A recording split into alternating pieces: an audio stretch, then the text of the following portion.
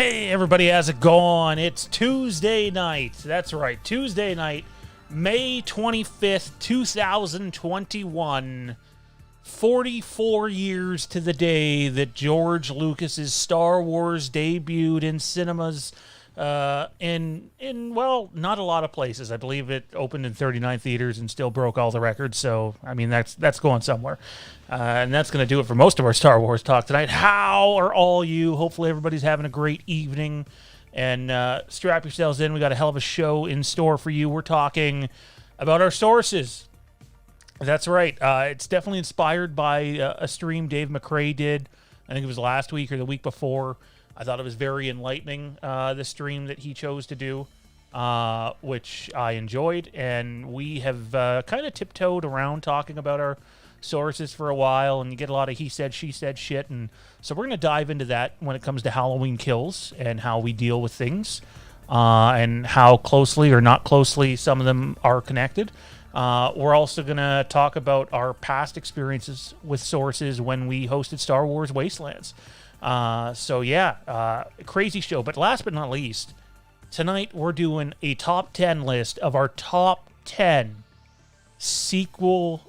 top 10 worst sequel movies. And there's some doozies. It's one of the hardest lists that I have ever done. And so there you have it. Without further ado, though, the people that you were really here to see. First up, he is the host of the Rick and Morty Fan Show. Fresh off that Rick and Morty Fan Show. It's Mr. Kieron. How's it going, man? Not too bad. Not too bad. It was a really crazy week for Rick and Morty Fan Show news. So they announced a spin-off show for The Vindicators, which is a big part of season 3, episode 4. Which was really exciting, and also they released all the titles of all the episodes that are going to take place in season 5 today. So really exciting news, and got to get it out at the Rick and Morty Fan Show, which happened just before this show. So really exciting, and also my car didn't start this morning, so that made today extra fun. Oh, your car didn't start. What happened there? I actually had to take it back to Nissan. I drive a 2019. Oh, is this the one I Nissan. moved? The thumb starter? Yeah. That one. Hang on, we got some echo here. Go ahead. You're good now. So I'm not sure exactly what happened with it, but it had a couple recalls that I guess I was not notified about. So I got it fixed, but it was fucking annoying when I tried to go to work and it couldn't go to work, and I had to fucking make a whole bunch of arrangements today. But whatever, I didn't get too stressed out. I figured out it was fine. My wife, of course, jumped on top of it and did all the phone calls and shit because I hate that stuff. So everything's all good. I hear you. I can't talk to people on the phone. Also joining us, the echo should be fixed, guys. I'm seeing no echo on my end, so fixed it. Thank you, DMT. Let's go to the co-owner and co-host of Bros Before Pros Gaming. It's still sporting that fucking terrible hat. We're going to do something about it. Mark my words. I don't care if it's a different Packers hat. We're getting him a different hat. Because one day it's just going to, I can see it. It's just going to pop off of his head. You don't need the hat anymore, though, man. You're Lobot. You're our very own Lobot. How's it going, man? I don't know. It's going. You know. Had some pre-show issues there with my microphone. Got that all sorted out. Blinding myself a little bit with these lights that finally came in this afternoon. So, yeah. I mean, clearly, I'm looking nicer. I ate a clearer view here in this setup. I can see it just looking at my own preview. I mean, I'm sure you guys notice it as well, but I like it. It's nice, it's bright, but it's a little getting used to it. You know, having two LED boards of lights. Does it not have a dimmer? Do you not have a dimmer on it? No, they have the dimmers on them, but it's on its lowest setting, because any higher and I turn into. I mean, it's on the lowest setting right now. This is one setting up. Oh yeah, it's too bright. Even your lowest one. I just turned into a ghost. Is there any way to move? Like Seamus. Is there any way to move them further from you, perhaps? I mean, as long as I keep on this setting, they're fine. It's just getting used to, right? Because it's, they're there, but it's like the purpose. It's the same as like you got those blue LEDs behind you. And every time you shimmy and shake, it has like the little strobe effect when you cover it and uncover it, and it just takes some getting used to. Also joining us this evening, he's number 2 at Fandom Empire, Mr. Tommy B. All right, hey folks, I am excited to be here. Are you really? I'm excited because in a little bit, We're gonna talk our top 10 worst Seagull movies. Seagull. All of them. Katie Seagull movies? I'm not a Seagull guy. Your top 10 worst Seagull movies, right? That's what our list was supposed to be. There are 10 movies about seagulls. I could see it. I could seagull it. Yes. There was a movie released in like 2018. That was just Seagull. bad. Jay Ryan in the house with $2.99 super chat. Been gone, but have not been forgotten. Dude, I saw your Instagram today.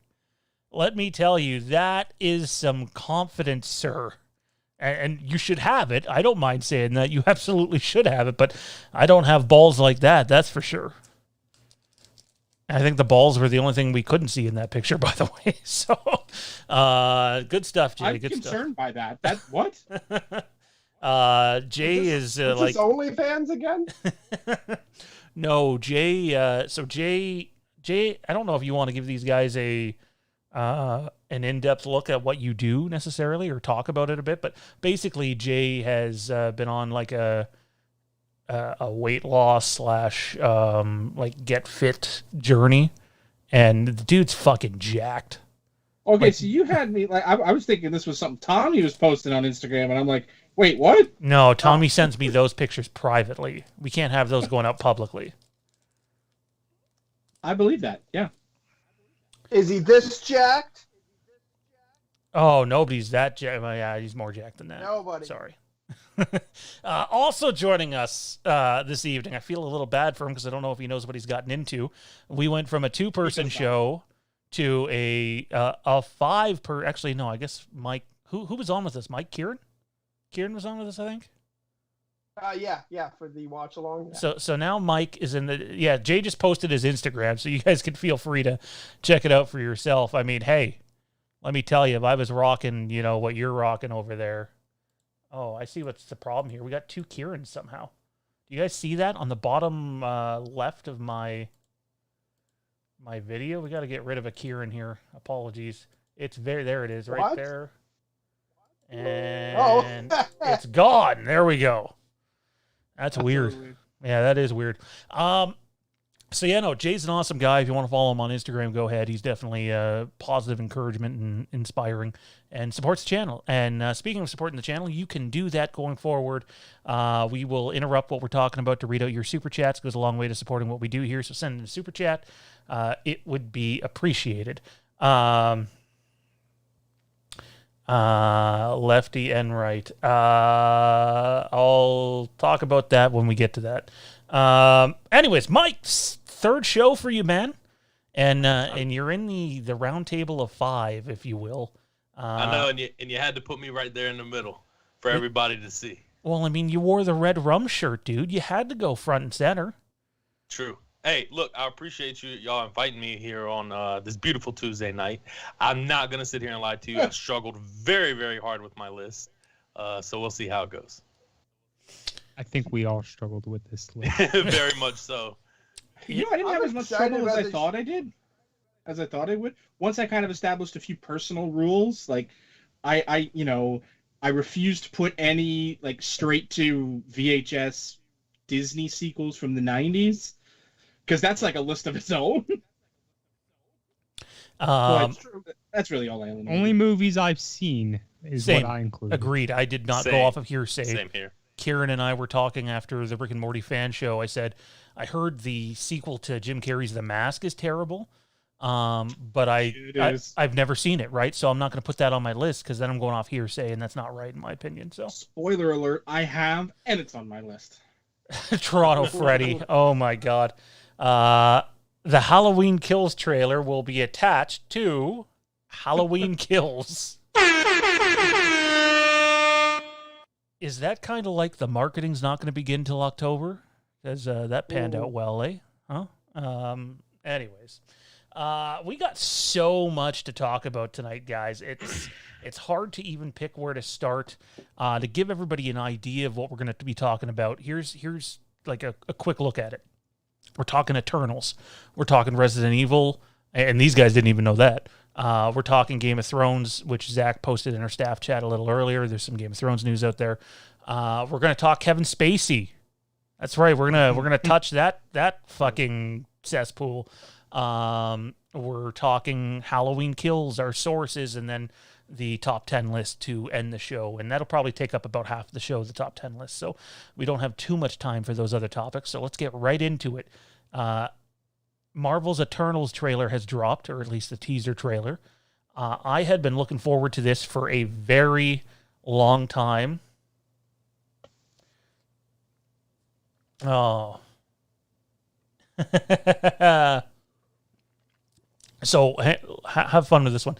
And I'm gonna actually reveal this. Sean, it's Horror Talk. Those of you, and I'm gonna give Horror Talk some credit here. But he's already starting with the fat turd stuff. But Sean, it's Horror Talk. These guys are about to get dusted. Your cousin Ray with the jacked up boots joined our Discord. He was airing your dirty laundry. You're very fucked up for what you did to him on the set, you massive piece of shit. Are you talking about that same cousin Ray that apparently has a brother that I fired on set? Is that what you're talking about? Because the man in the bottom right-hand corner of the screen who has known me for 25 years can confirm that Ray does not have a brother. And the man in the top right-hand corner can confirm Ray had no brother on set. It was him and his wife. So kindly you and your Discord can suck my fat white Canadian cock. Now get the fuck out of here because we don't want to see you. You suck. You're full of shit. You harass people. The chat already dusted you off once, so you keep coming with that bullshit, and we'll let you know if you're ever right about something. Val Pacino and Joe Grizzly and Golden Toilet. And the one thing I got, though, is from the person that was in there pretending to be Ray. The one thing I got from all that is they're not actually that sort of bad of a group of people. But Val Pacino, on the other hand, someone that gets triggered very easily and gets really upset if you piss him off in just the slightest. So that's all the attention you're going to get for this show. There's the door. Don't let it hit you on the way out, you dumb fucking idiot. Sorry, we don't have Riker or Matt in here. So if you guys want to, you all have chat power or mod powers except for Johnny. I didn't even see the post. Yeah, well, we got my new mod DMT in there too. Woo! Yeah, so Rick and Morty fan show mod. Man, Ray's invisible brother. I would have loved to meet him at some point. Wow. I don't know. I was on set and I don't remember that happening. Right? Oh my God. Jesus Christ. I mean, we got pretty tired at one point, and there may have been some arguing, but for sure. There was arguing, but no one. Hang on, I need to open the sucker early, boys. I figured they would be back because they have nothing better to do. And you're right, I'm fat. Good job. That might have worked 20 years ago. Anyway, you know who's not fat though is Mike in that beautiful red rum shirt. So. Thanks, Sean. Nobody's fat, man. Everybody in here is beautiful. Come on. Hey, I'm fat. I'm okay started. with being it. I accepted it. It's cool. I'm just pointing this out. Is it me, or does Mike just look a little bit like Ian with the full beard? Ian, like over in Korea, Ian? Yeah. Yeah, I could see it. I think, Mike, how tall are you? 6 foot. Yeah. Okay. Nope. That's out the window.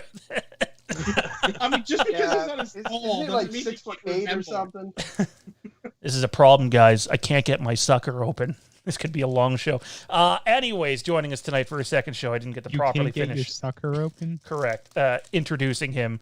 It's and don't mind the trolls, guys. I'll do my best to stay on top of it. But yeah, Mike, glad you're here, man. What was it like putting this list together and just were there any nerves coming into your first full roundtable here? Oh, no nerves at all. The list, on the other hand, was definitely difficult. But, once I decided how I wanted to do the list, and I was going to first start out with just direct sequels, but realized very quickly that was not going to happen. So after that, I just did movies, especially originals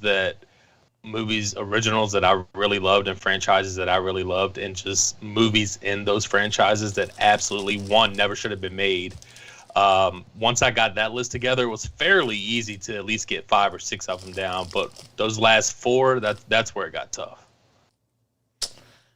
Stop stealing. Oh, you fat fuck! Stop stealing money, you fat fuck.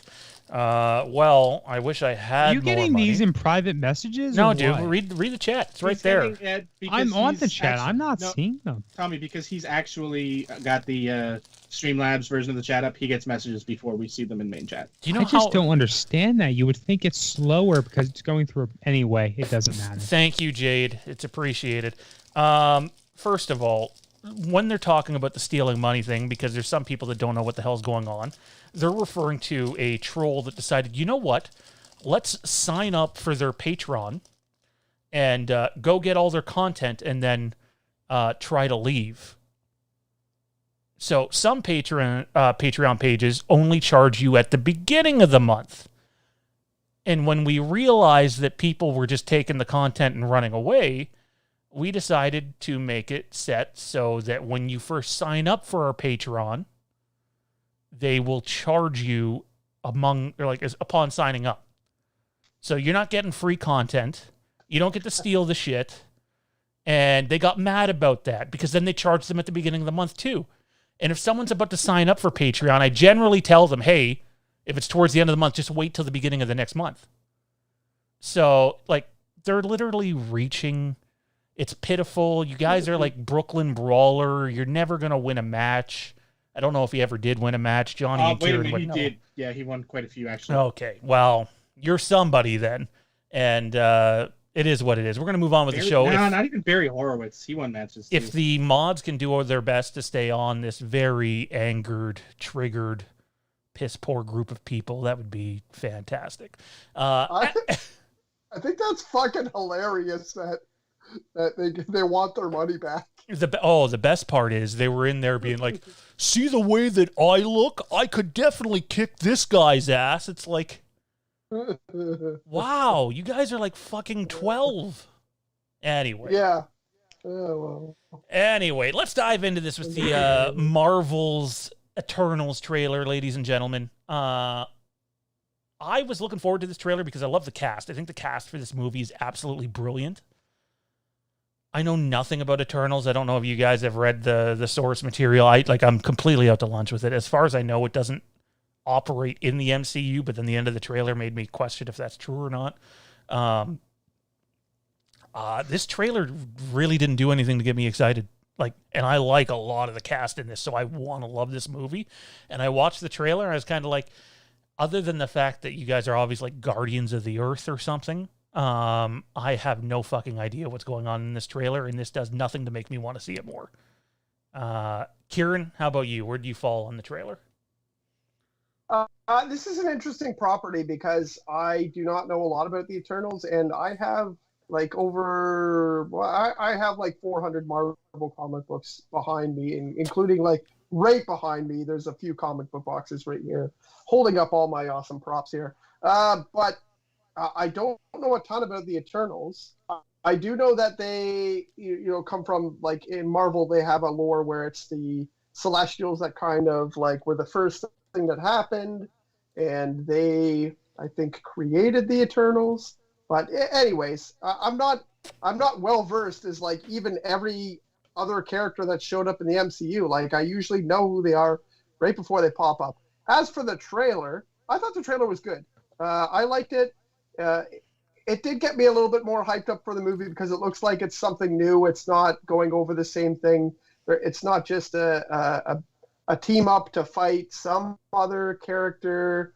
And, we don't even really know who the bad guy is. We kind of get a hint in the trailer that someone is going to possibly be the to be bad guy, I think, just based on the look on his face. But we don't really know what's going to go on here. We just kind of meet the characters. I think my first ever crush was Angelina Jolie, so I don't think I'll ever. I think I'll always be happy to see her in movies because what was I? I think I was like 13 when Tomb Raider came out. So, yeah, I like the cast, and I think the movie looks interesting. However, I don't know if it. I don't know if it hyped it up for me more than I'm already excited to see Marvel movies when they come out. Like, normally now, I've said it before, Marvel's had such a great track record. They could be like, they could genuinely say like, hey, this movie's going to be about a superhero who eats his own shit. And I'd be like, okay, cool. Like, I'll check it out. Like, it doesn't matter what it is. Marvel's had such a great track record. It doesn't matter. So, didn't really raise my excitement for it, but it looks interesting. So I'm as excited as I was before, which was already a 6 or 7 out of 10, I guess. I thought that I don't know if you've seen the Dune trailer. Like, I'm really excited for Dune because I think Denis Villeneuve is a genius. But that trailer did nothing for me too. I was just kind of like, oh, well, I still really want to see this movie and think it's going to be really good. The trailer is just not very good. And I sort of put this trailer there. It's like, I still think the movie can be really good. I just don't think it was a very good trailer to introduce people to what was going on there. Johnny, I'm sure you got lots to say, man. Let's hear it. I mean, I'm kind of in the same boat. Like, when I saw the trailer, I was just like, okay, this is a man. Like, it didn't do much to endear me to it, but it didn't do anything to really tamp down my interest. Like, I mean, like Kieron, I have a deep breadth of knowledge in the comic universe, and, I think I might know a bit more about the Eternals than he does, just based on the things that he said. But, I don't know. I mean, we know they were created by the Celestials, and we do know that the Celestials exist in the MCU, as evidenced by the fact that Nowhere is a Celestial, and Ego was a Celestial.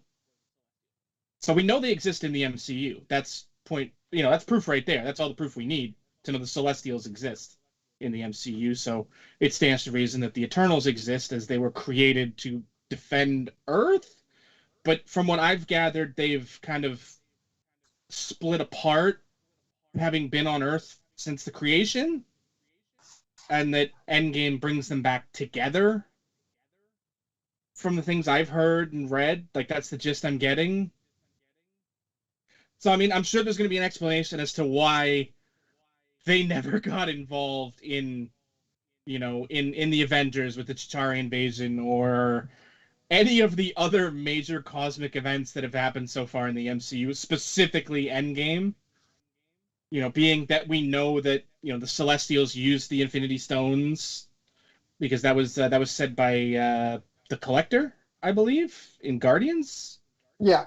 He mentioned the Celestials using the Infinity Stones, so we know that, they'd probably have knowledge of the stones, which probably would have been helpful during Infinity War. But, Hang on. I'm lost. Go ahead. Keeping in mind, I am sucking on a marijuana sucker, so I'm gonna get lost. Right. This is in the MCU, or it's separate from the MCU? It is in the MCU. So when they mention the line at the end of the trailer, about, they're not like, oh, hey, the movies, like, they actually exist. Yes, they actually exist. So then where the fuck were they for Thanos? Did they just watch? Like I said, I've got to assume there's going to be an explanation for that. What it is, I have no idea. Don't worry, you guys got it. Go team. Go team. But there's going to be a reason for why they kind of have stood down as a group. Like, what I'm gathering is that they were the Avengers, and then they stopped being the Avengers.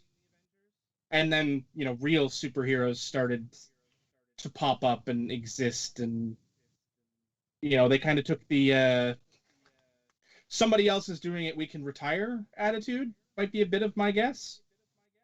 Only that I wouldn't be too surprised if they didn't know about Thanos, because they were split up until it kind of happened, and they got snapped out of existence. So I wouldn't be surprised if they all weren't victims of the snap. But Hmm. we'll All figure of them? that out. All of them, really? I was gonna say that's It stands to reason. Like it's not impossible. I mean, the probability of destroying half the life on Earth and half the life in the galaxy stand to reason that the odds are possible that they're there, because there's what, 9? Hey, sorry to cut you off here, Johnny. I just like the Moz. Keep an eye on Lefty. I've never seen that account in here, and they're poking around solid. So my guess is Lefty is probably one of those trolls too. And I'm going to touch on the troll thing one more time before we get to Mike and Tommy, just to throw this out there, show what kind of stand-up people we are. The dude who signed up and then left because he was trying to, he thought he could steal all the content and go, which means he didn't support us very long. He's welcome to have his, I'm assuming it was $13 back, if he has the balls to actually show who he really is, to send him the money back. Because all you people do is come in here and hide under fake fucking names because you got absolutely no balls whatsoever. Grow a set, use your real fucking name, and I'll send you your $13 fucking dollars back. Not like Jay Ryan size balls. Nobody has Jay Ryan size balls. I mean, Apparently. what? You're speaking like you're an authority on Jay Ryan's balls here, Speaking buddy. of which, Tommy also knows that you guys think he's this wicked criminal mastermind who's secretly out to ruin Fandom Empire. Yeah, we know you think All right, that. you got me. It was me. Yeah, Tommy. I want the $13. I'm sorry, I'm seeing Tommy in like the Vince McMahon higher power robe, flipping it off. No. Don't twist this, Lefty. I said you could be a troll, not that you are a troll. So if you're not, then great. But if you are, then it most definitely applies to you too. Anyways, Mike. Please don't say that again. The MCU's Eternals trailer, man. What do you think? Give it to us hard, man. You're Kind in of a like weird place tonight. I'm in a good place tonight. No, it's a weird place. I'm kind of like everybody else. I don't know too much about the Eternals, to be honest with you. I saw the trailer. I thought it was good. I thought it was solid. I've learned to trust the entire MCU. They've delivered more than they haven't. And I'm really looking forward to it. I love the cast in this film. And not knowing much, there's not really much for me to touch on. But as far as the actual trailer, I felt like it was perfect. They didn't give away too much. Oh. But I'm excited for it. So I can't wait for it to come out. But I already knew and was super excited, like you were, Sean, when the cast was announced. So I'm just ready for that November 5th date to come. Before we get Tommy's 2 cents, and I'm curious to hear his, because I'm gonna sort of throw him a curveball. Mike, you're new to the whole troll thing. I know you've been in the chat and been seeing it's going on. But you're now on the show. What do you have to say in regards to these people that have nothing better to do than that? I'm curious to hear your take on it. Well, I mean, I've definitely seen it. Because in the according to chat. them, you're an inside spy too. So, Oh, nice. Okay, well, I'm getting underpaid. I'll tell you that. I think it's ridiculous, man. I mean, and I'm sure over time you've gotten used to it, as annoying as it is. I've written articles for Fox Sports, and I've gotten derogatory comments towards myself just because I have an opinion, and I've learned to ignore it. But you look, these guys have nothing better to do than to come in here and talk shit. But if that's how they want to act, that just shows a sign of jealousy and shows a sign that we're doing something right, that y'all are doing something right here. So I would just say, fuck it, keep coming. that's where I'm at. I like it. Now it's just a laugh. It's cannon fodder now. So, Tommy, you're not a big MCU guy. I know you. You're not rushing to the cinemas to see the next movie. So did this trailer do enough for you to go to a cinema when it's safe to go see this movie? Would you give this a chance based on the trailer that you saw? And if not, why? For something like this, it depends on... I'm not going by myself. I don't go to movies by myself anyway. Not that I'm opposed to that. I think that's cool for anyway. If I got other people who are interested, I'd probably go see it. It looked adequately interesting. I do have continuity questions, with the snap, Thanos, and so on and so forth. But it sounds like it's an interesting element. I really liked what you had to say, Johnny. The Avengers before the Avengers, and maybe they just stepped away, or I don't know. I think it's kind of funny to assume they all got wiped out by the snap, but it's okay. It's not something that makes me want to rush to the movies and scream on hilltops about where's the next poster or trailer, if you know what I mean. Matt Whitfield in the house. Matty, welcome back, man. Hope you're feeling better, bro. We know you're going through that courageous battle, man. We're thinking about you, and come on in, have some fun with us, and just pay attention, man. We definitely need some chat mod help here tonight. So, yeah, I don't know. I felt underwhelmed by this trailer, guys. It wasn't what I needed, but I found Mike's take on it to be probably the most intriguing because he thought it was exactly what it needed to be. So, and I mean, the truth is that was a teaser. You're going to get a full-length trailer before you go see this movie, and that's probably what's going to, hopefully for them anyways, put asses in the seats. You can't release Eternals and then find out, I did have a point now that you guys were bringing up, like, where were they during all this Thanos action and stuff like that, though. It seems like it shows them, like, in very earlier times in civilization. So obviously they're very old and they've been around forever. And it also shows it shows like a connection between them. There's obviously a romance or two in that group of people, but it shows a lot of them on their own. Specifically the Asian woman character. I don't know what the actress's name is, but shows her on her own very often. It shows a few of the characters just on their own seem to be pondering or wandering the streets. I assume that they were a superhero team forever ago, or they were Guardians forever ago, like a long, long time ago, hundreds and hundreds of years. And they've broken up, and they kind of have that same sort of mentality as like, vampires in movies who live for years and years is they just become secluded and don't care about anything because they're. I think the best analogy that a lot of people would understand that are comic book fans is the Justice Society in DC. Like Hawkman and all that? Yeah. Hawkman and Dr. Fate and all of those guys. Yeah. Yeah. All right. Well, when you spin it like that intrigues me a bit, especially after finishing Smallville rewatch. I think they're coming out of retirement, I guess, is what to say. We'll have to see what happens here. Marvel's Eternals releases later this year, and we know we're going to get a full-length trailer, and we'll see what happens. Matt Whitfield sends in a $20 super chat, says, so not impressed with that trailer. It so had me wanting more. That's the point. I was going to say, I don't know, man. That sounds like it was decent then. I think that's what a teaser's supposed to do, is make you want more. Mike, it was your point earlier. You want to touch on this briefly before we move on? No, I mean, I'm one of those people who, which I'm sure most Halloween fans were disappointed that 2018 pretty much, that trailer or the multiple trailers that they released showed everything.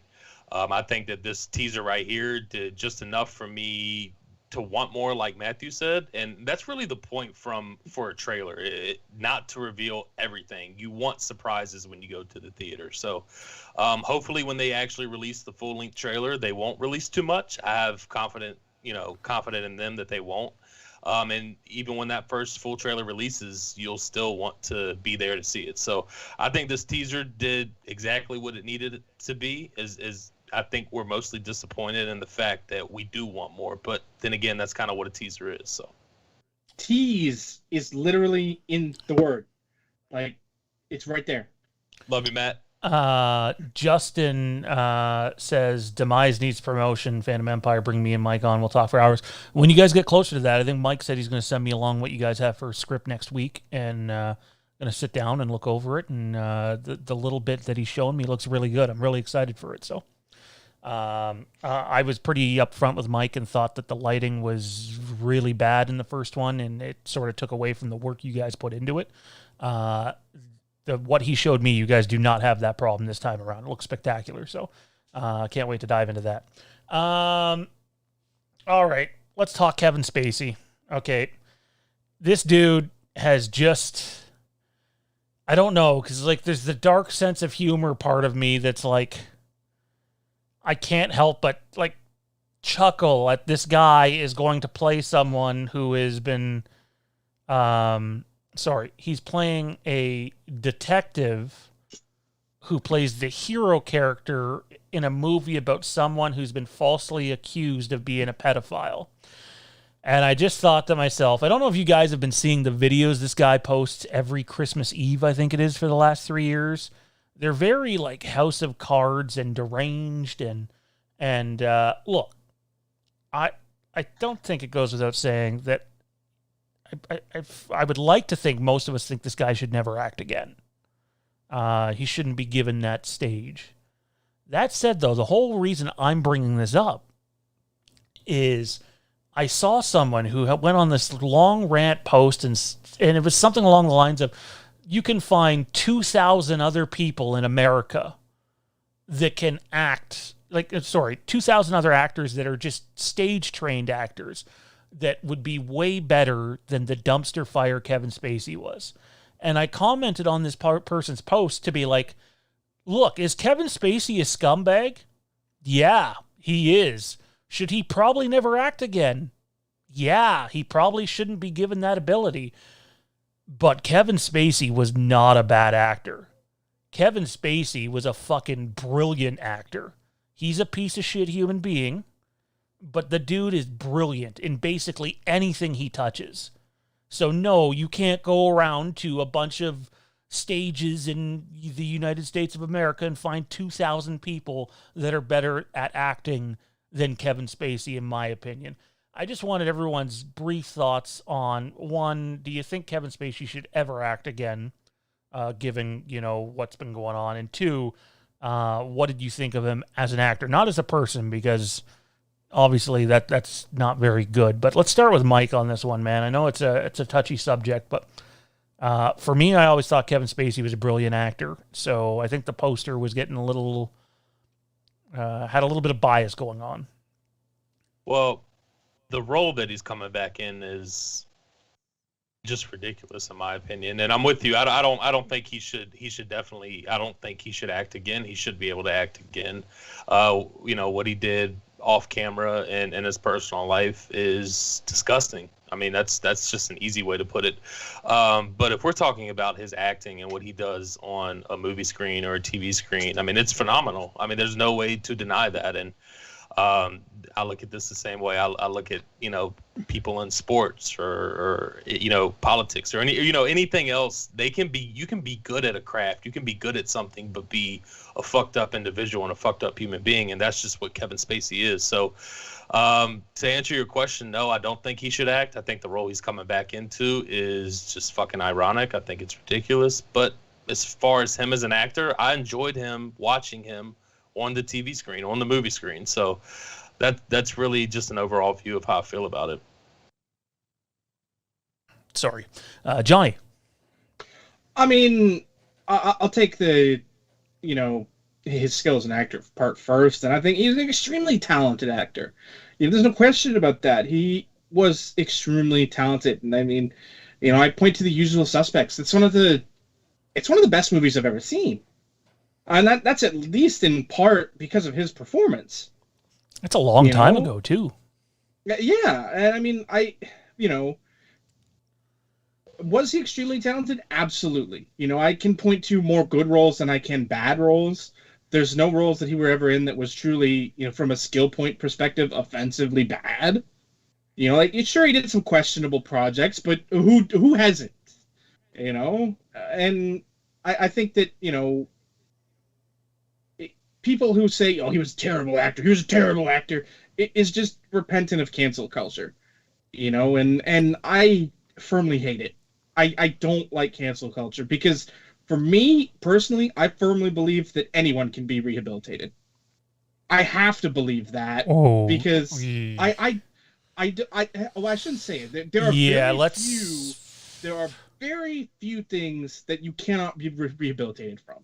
Very few things.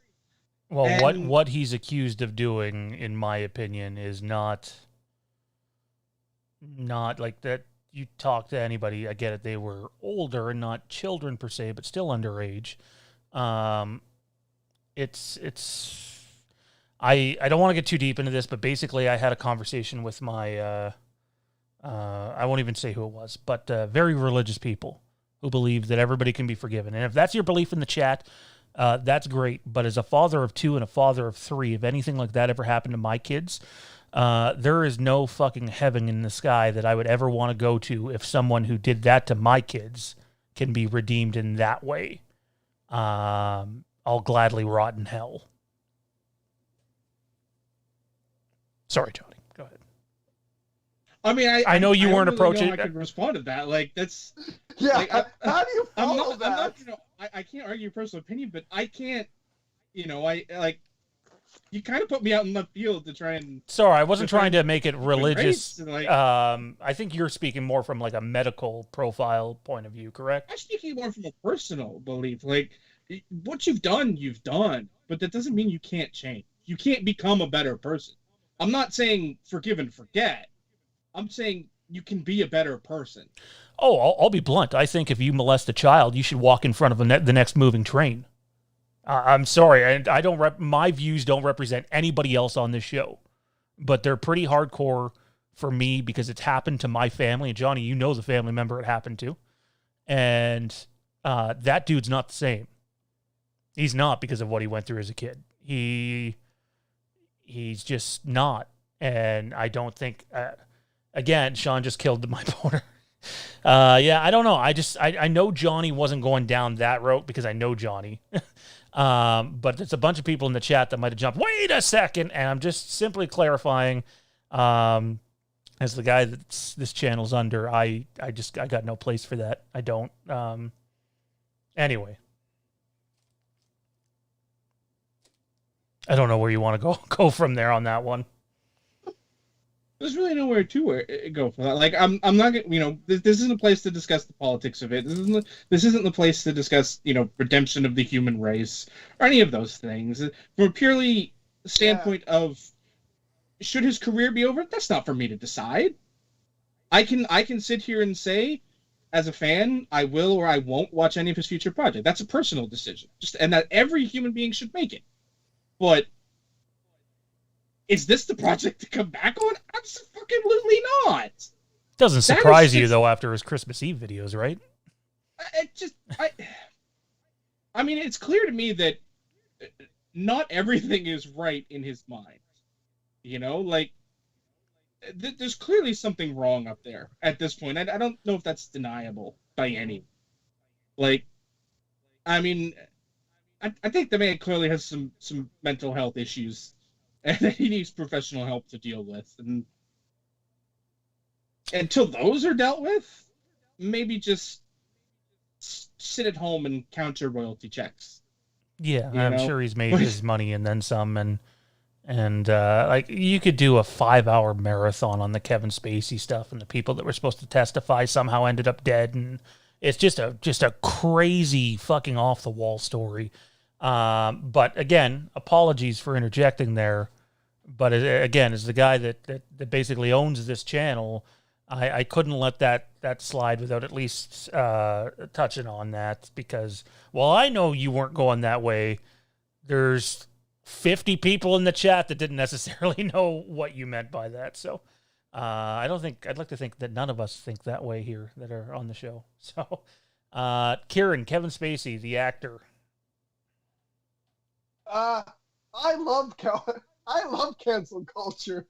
I'm totally did. Like, I can't think of anyone who has had things canceled that I feel sorry for or bad for. and I think it's driven by people. So I'm perfectly fine with.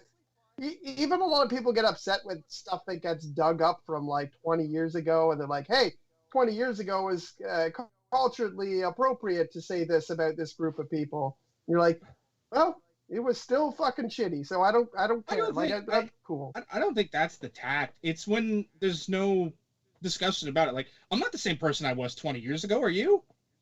Like, the things I did 20 years ago. No, I was a mess. There was I was a much better person shit I did 20 years ago.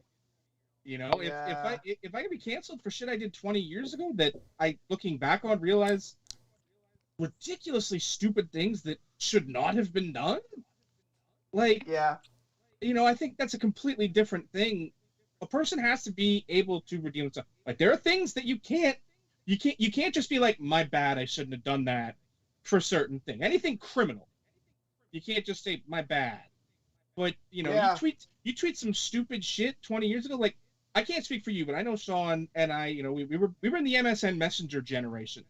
If we could be canceled for some of our names on Messenger, The last name I remember from you, I'm sorry to bring up another sensitive topic, but was, why, Chris? Why? And I'm like, well, I know exactly who you're talking about there, and it's crazy to think that was that long Wow. ago. I heard Johnny burnt down an old folks home like 20 years ago, so he'll there's never no pay for proof that. of that. My fingerprints were Someone- never found, and there was no DNA. He did. I don't know. All I need to say is, like, I actually don't have a problem with cancel culture at all. I understand the ramifications of people being uninformed people being able to cancel, but I have yet to see it really, like, ruin someone's life that is not already a crazy billionaire. So I don't know. I'm cool with it. I like the awareness that it brings to certain groups of people and things like that. And I don't know. I'm cool with cancel culture, and I won't watch a Kevin Spacey project again. I did think he was a fantastic actor with like, he just had boatloads of charisma. Like, he was really great at what he did. But I won't watch anything that he's in again. I don't like. Will you watch Fuck that past guy. movies that he's been in? If it's a movie I already like, then I will probably watch it again. I don't know. I can't think of anything. You know what? I'll probably watch again is, what's that movie? Baby Driver. I really liked that movie, so I'll probably watch it again sometime. Yeah, I like Horrible Bosses. So Sorry, like Horrible Bosses. I mean, I like a lot of his movies, but yeah. And 21. I think they're both good movies. So, anyways, I don't know. Fuck that guy. Alicia in the chat says, sorry, but if you did something that awful, no forgiveness, no matter how much time passes by. That's kind of where I am, and if that makes me a terrible human being to some people, then so be it. But, like, when I think about my own kids in situations like that, it's like, no, there's no law in place that would ever stop me from, doing what I have to for my kids. I would hope that most parents think that way. So, but they don't. Everybody has a different point of view. So, Tommy B, Kevin Spacey, the actor. Have you seen him in much? Did you think he was good? I don't think we need to touch on the personal level unless you want to. Then feel free. I'm gonna avoid the heavens stuff because I can go in that in a much deeper level. That's my undergrad. So I'm going to preface with what Kieron said about cancel culture, and I'm not going to say much about it. I'm going to say that when we talk too much about it, we end up sounding like political figures of one of two sides typically, and or the followers of their movements. And typically these two sides aren't sides I like to be neatly categorized into. Those aren't the circles I typically float in. I don't typically speak about cancel culture because, number one, I think the term is stupid. Number two, if you ask me, some things just need to fucking change. And quite honestly, things like what I don't personally think Kevin Spacey's I think it's still at the allegation level. I don't think it's reached conviction. My understanding is there's mountable proof, and with everything else that has come out, it just doesn't fucking look good, no matter what. So no matter how you look at it, that is now his image. Bearing that in mind, should he be in this role, or take it a step further, in any future projects for the foreseeable future, unless he is unequivocally pardoned, all charges dropped, name cleared, period. If you ask me, absolutely not. I personally enjoyed Kevin Spacey in a number of films. I believe he was gold member. House of Cards, of course. That's a Netflix original. I never finished it. At this point in time, I am not going to finish it. I have absolutely no intention of seeing anything that he will appear in the future, unless something changes that just changes the whole public perception. These things do happen. In this case, I don't see it happening. So we have another jack off in the chat, this time by the name Ben Stanford. I'm pretty sure it was Val Pacino again, who said something along, I'm going to view the message just because it's COVID related, and I think it's good to separate facts from fiction. Stop using COVID as an excuse for not finishing your shitty fan film. There are Hollywood productions, keyword there, Hollywood productions, that have done reshoots in Canada, so get off your lazy ass and stop stealing. What a dipshit. Aren't you still under, restrictions and all? There's a reason that, other than the studio's a disaster where I'm pointing, that Johnny and Kieron are not sitting beside me right now. It's because we could be fined if that happened. Are there certain Hollywood productions that are still in production during this time? Yes, because they're given special permission to do. Sorry, Johnny. They're given special permission to do so. Haddonfield the Vanished is not a Hollywood production. So go back to the drawing board. I mean, if you would like to pay us the millions of dollars necessary for Hollywood productions to, safely test and maintain social distancing and cleanliness and disinfections and all of the other things that Hollywood productions go through to continue to produce, if you'd like to send us a check, we'd be happy to get back into production. Yeah. Is it odd that every time this guy talks up, he sounds dumber? Oh, that's the part that I find brilliant is their server is Hortalk server, by the way. We've posted it before, and it's Val Pacino more than likely. It's a bunch of people that are too chicken shit to show their real names on here. So, but no, in terms of COVID, Johnny, Kieron, and I cannot be in the same studio. Hopefully that's going to change in a few weeks. In terms of shooting, we have a location that costs a lot of money that we got to re-rent, and those people are not open to renting that location out until things clear up more. There's some facts. All right, gents. Game of Thrones, Resident Evil. Resident Evil has so much coming. Start there. Kieron's a big Resident Evil guy. Mike, I don't know. You and I haven't talked much Resident Evil, man. But I can tell you that they're reshooting they're getting ready to reshoot anyways in Toronto. Might already be happening. And, yeah. I'm excited for Welcome to Raccoon City. I actually spoke with Ray today a little bit, because I was confused. They're taking the first two games and making them one movie, and I couldn't remember if the first two games happened at the exact same time or just around the same time. And I guess they happen around the same time and not at the exact same time. And the only thing I can think of is maybe they're going to make these events happen at the same time during this movie. Because this movie, you have Chris Redfield, you have Leon, you have Claire, you have Jill, you have the Fab Four. And two of them were in one, and two of them were in part two.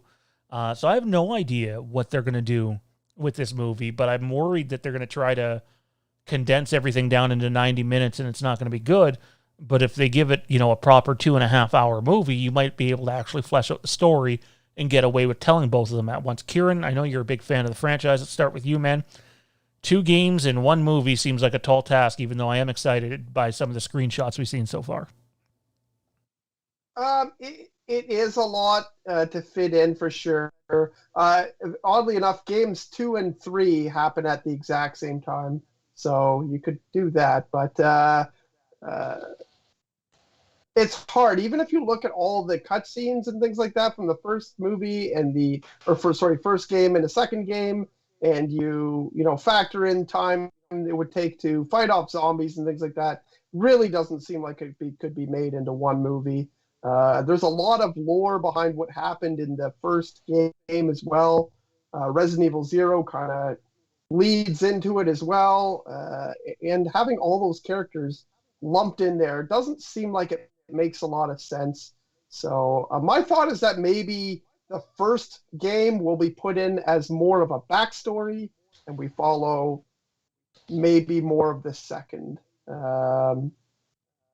But I'm open to whatever. If they're going to follow the games, that's what everyone was complaining about in the first points. So, well, I didn't know this. I'm not.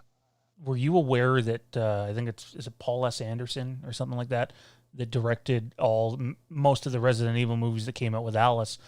I always hated the Alice storyline because that's not Resident Evil to me. That was just it was just made up. Yeah, and it turns out that she's his wife. And I was like, oh my God, it's Sherry Moon Zombie again. Holy fuck. That's funny, actually. That's kind of hilarious. But I didn't know that till today. I mean, I didn't mind seeing Mila Jovovich or whatever her name is in the movies because she's fairly attractive. But as a Resident Evil fan, I wasn't a big fan of any of the movies. Max Raid sends in a $5 super chat. Sean, you saw It's Me, Billy. Lucky. The reviews from the other channels have been stellar. Is it really that good? Not saying it's not. Just can't wait. I can't dive into any plot details or anything like that. There's an embargo up, and I have seen it. Dave was gracious enough to allow me to do so. I will say this. If you did not know that it was a fan film, you would think it's a major motion picture film that stays true to the source material and is truly inspiring for anybody out there. Because as I posted earlier today, if you have the right people involved, if you have the right dedication and the right skill set, the biggest dreams can still come true. And I think people, in my opinion, now it's really easy to be like, okay, I love Never Hike Alone and Never Hike in the Snow, and they do a great job with those. Those are major productions. It's Me, Billy tops it. That's how I feel. And by the way, just saw Black Christmas for the first time, so it's not like I'm this massive Black Christmas fan. Yeah, it's sort of where I am with it. Mike, where are you with the Resident Evil franchise, man? Maybe give us a little bit of background with that. I'll go last. Okay. All right. Tommy B, I'm pretty sure you're not a Resident Evil guy at all, right? No. All righty. Nope. Johnny, I know you have some Resident Evil in you. Johnny Lobot. Johnny Bot. Maybe we'll just call you Johnny Bot from now on. I don't know. Resident Evil finally doing something true to the games. Are you excited at all, and are you nervous that they're going to try to squeeze 2 games into one movie? I mean, I don't know. Am I nervous they're trying to squeeze 2 games into one? I honestly don't know, because honestly it's been so long since I've played through the first few Resident Evil games that I can't remember the story as well. I remember the major stuff, but I don't remember a lot of the minutiae and how much sort of downtime there is in the story. So I don't know if just kind of cutting that out allows you to compress the 2 stories into one feature-length film, because I don't remember. So I to me, that's not really an issue, because I probably won't remember a lot of the things that got cut. Unless they cut some of the big stuff, which wouldn't make a lot of sense. I doubt I'll remember what was cut until, after the fact, when you see the list and it's like, oh yeah, I forgot about that. But It's. I was just going to say I liked Kieran's point, but it worried me because you have forgotten. You said you don't remember much of it, but like, I would hate to go and see this film and not have the mansion in it. Like, you have to have the mansion in it. For sure. We know the police department's in it. It looks identical to what it does in the games, which is incredible. But I mean, I don't think you can not have, like I said, there's there's places and things that you kind of have to include, otherwise you're gonna walk out of it like, what happened to blank? Because everybody's got their moments that they remember that stand out to them, and they're different for every person. Because every story like that, people remember different things.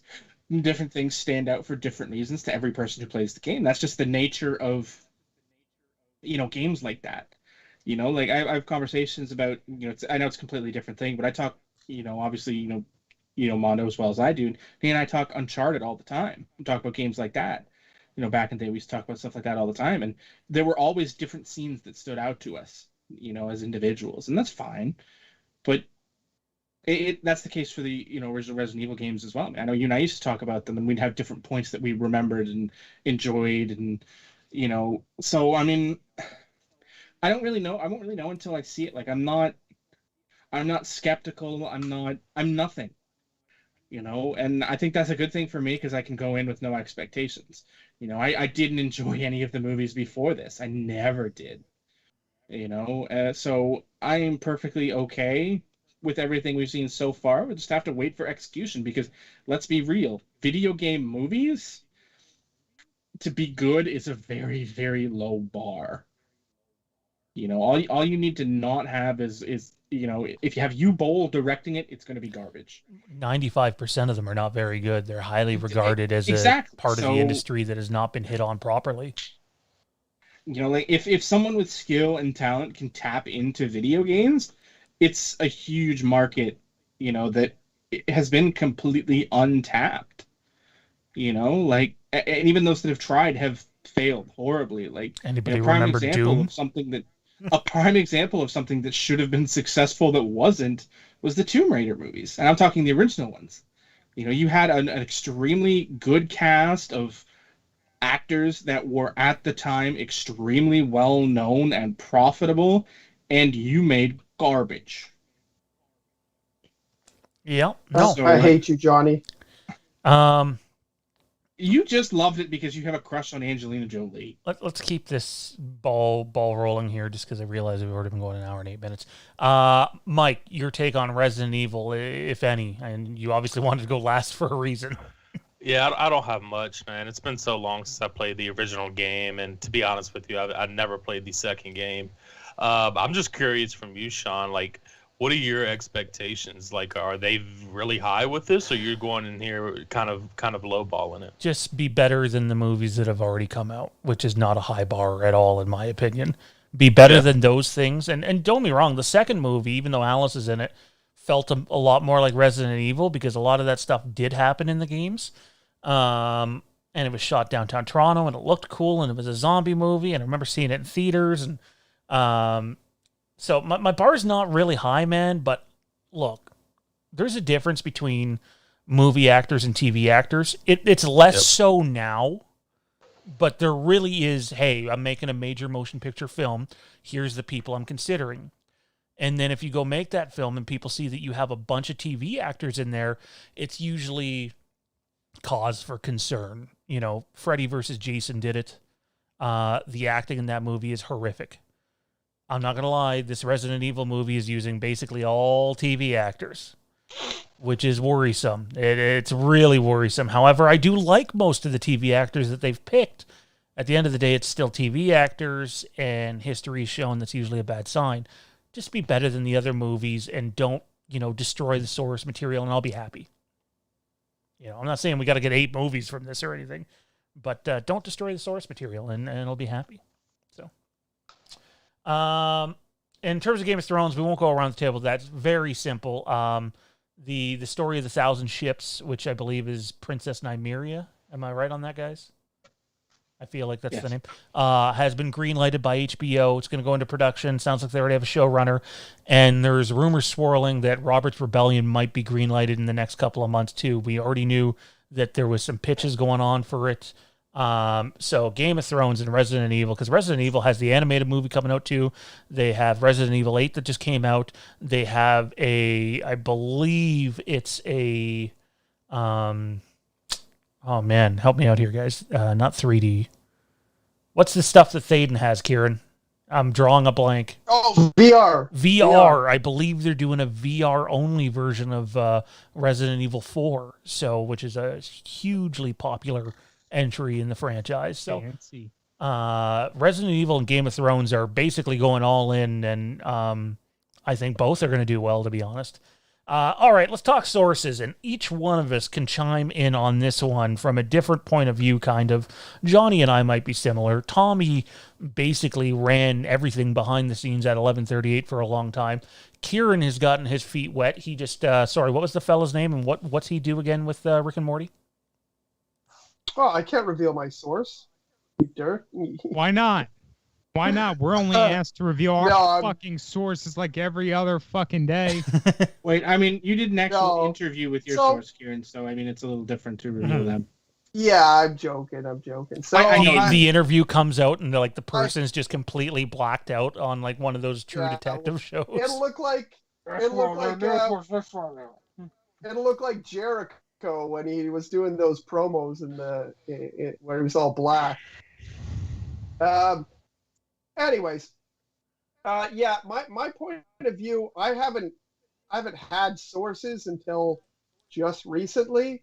I can reveal one source I have because I did an interview with them. It's not like I don't know if I would call them a source in I'm not asking them for leaked information or for leaking information or anything like that, but I did an interview with my first staff writer on Rick and Morty, and it was really, it was awesome. It was fantastic. He was really good, and I can't wait for you guys to see it. His name is Abed Gaith, and he wrote both. He wrote on both interdimensional cable episodes of Rick and Morty, which are very popular episodes of Rick and Morty, and if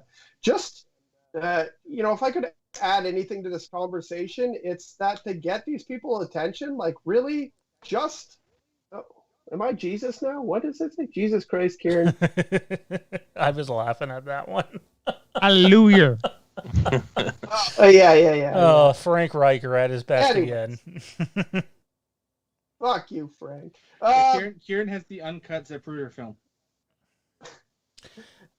So basically, just ask, just making friends on Twitter and Instagram with people who are involved in the show. Like, it's interesting to do, and it's interesting to ask people for interviews and ask people for, their points of view on things like that. It's really, it takes a lot of balls to do, to be honest. Like, I felt really weird doing it, and now that it's yielded some results and I got a nice interview from someone involved in the show, I feel good about doing it. So if you approach them in a respectful manner, and they're allowed, because a lot of the times they're not allowed to talk about a lot of things, and Johnny and I have experienced that firsthand, and like I can tell you right now, this is going to happen. I reached out to him the other day, but we're going to have Daniel Farrens on the channel, which, if for those that don't know who that is the writer and producer of Halloween 6. So he's going to be on the channel. We're going to sit down and we're going to talk about his upcoming project, and we're obviously going to dive into some Halloween stuff. He gets it; that's part of the deal. But I think we're having him on in July, I believe. So looking forward to that. That's going to be a blast. But you can, believe it, if you have a podcast or a YouTube channel, regardless of the following, and you reach out to these people, more often than not, if you approach them properly, they're willing to accommodate. So let's get a more professional look at this. Mike, you wrote for Fox Sports. You're currently writing for Netflix Life. Doing all of that obviously comes with sources. For you, how have you had to, and yes, for those that are wondering, this is completely inspired by Dave McRae's show last week. But for you, Mike, how do you handle sources? Because in my experience, a lot of them are different. It's not always the same agreement that you have with one person that you have with another. What's it been like for you, obviously, in your journey? Sports side that's really really crazy. To be honest, I've never had really big sources as far as when I worked for Fox Sports, because I was just locally, but I did cover the Washington Capitals, and I did have two sources within the organization. Obviously not going to reveal their names now, just as a respect thing, but anytime that I would reach out to them, anytime I was wanting information, mostly on an injured player and their return time, and if they were injured more than what is being released to the actual media, I would just, I formed a relationship with them up in the press box, and that's how everything starts. Is kind of like you said, approaching these guys nicely in a respectful manner, and then they open up to you. And sometimes they don't, and that's fine. Just forming that relationship helps in either way. But as far as coming to a certain concrete decision on deciding what to write and if it's worth publishing, I would take those two sources and see if any of what they're telling me match, if they're close enough to matching, and that would run it through my editor, and then my editor obviously would tell me to go ahead and greenlight it. And you're always nervous because you don't know what the backlash is going to be, if there is going to be any, how people are going to react to it. Luckily, I had no bad experiences with it. As far as the sports side, and on the Netflix life side, I don't have many sources either. I will say that I do have one person that I'm pretty close with that is an actor on two very well-known Netflix shows that I talk to on the regular.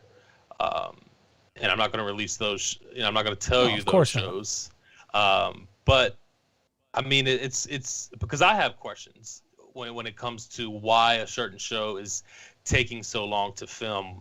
Why is all these other shows wrapping filming, but this one show in particular seems to be taking extra long? So that's happened to me recently, and I've reached out to that person and I've received an answer.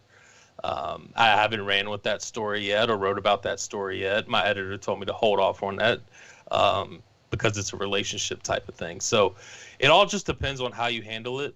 But for me, I always try to gain as many sources as possible before I try to release it out into the public. But once I do that and I have a good relationship with that person and I can trust that person, then I feel confident in running with that story. Completely agree with your take there. I can't talk to a lot of what you were just talking about, especially when you start throwing out names like the Washington Capitals. I mean, I wish, but that's not the case. Johnny and I, and even Tommy, to an extent, had the privilege of knowing that the Obi-Wan, at that time, movie was in the works way back towards the end of 2015. The show still isn't here, and when it debuts next year, it will be 7 years since we were told about this. And it wasn't like a wing it. It was, hey, they're doing an Obi-Wan movie. It very well might be a trilogy, and if you look at the amount of episodes and how long each of those episodes are supposed to be, you start realizing they're the same project. And we were told that the biggest issue way back when was that Ewan McGregor wanted to direct. He wanted to direct and star. And it lines up because Ewan McGregor has directed things since then.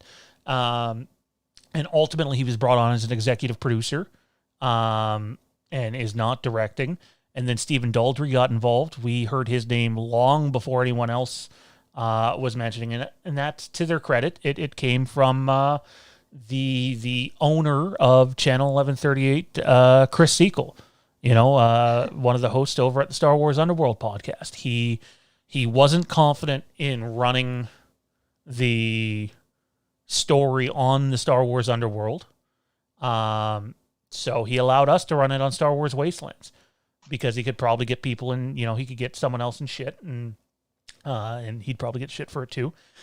We didn't say who our source was back then. I don't mind saying it now because he ended up coming on after the fact and talking about it on the show. So it's not like, oh, boom, I just revealed. This was years ago. But, that was a tough one to tackle because the thing's still not here, right? So it's like, Oh, are they full of shit? Do they not know what they're talking about? Hey, there's still enough time for a Cancellation? a delay or a cancellation. Yeah.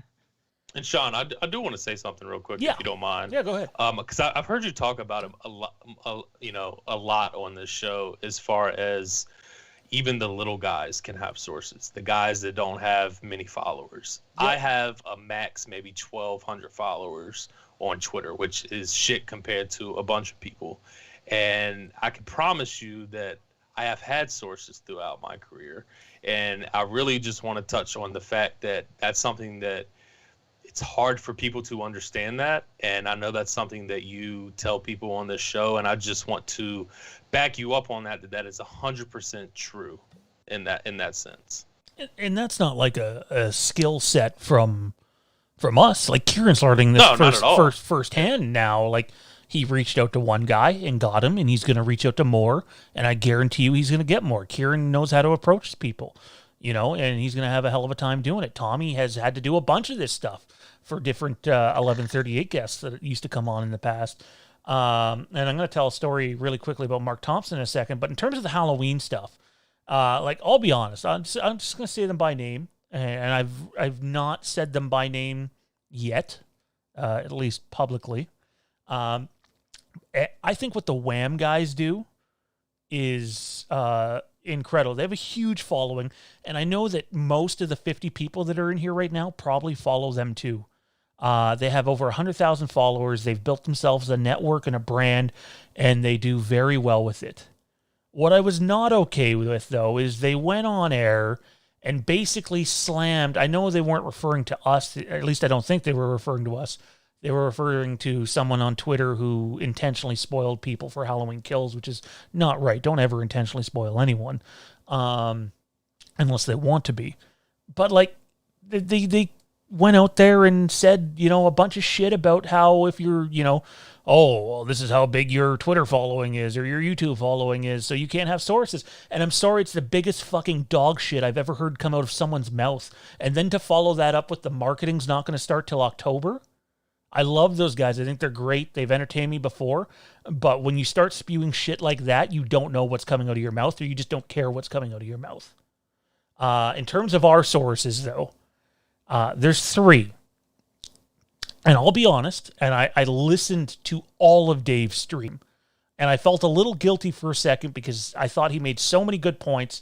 And it's like, yeah, you know what? There's probably been too many occasions where I've been on the channel and I've said something a source has said, and I've never revealed who they are, and I won't because it could get them in a lot of trouble, and me in a lot of trouble.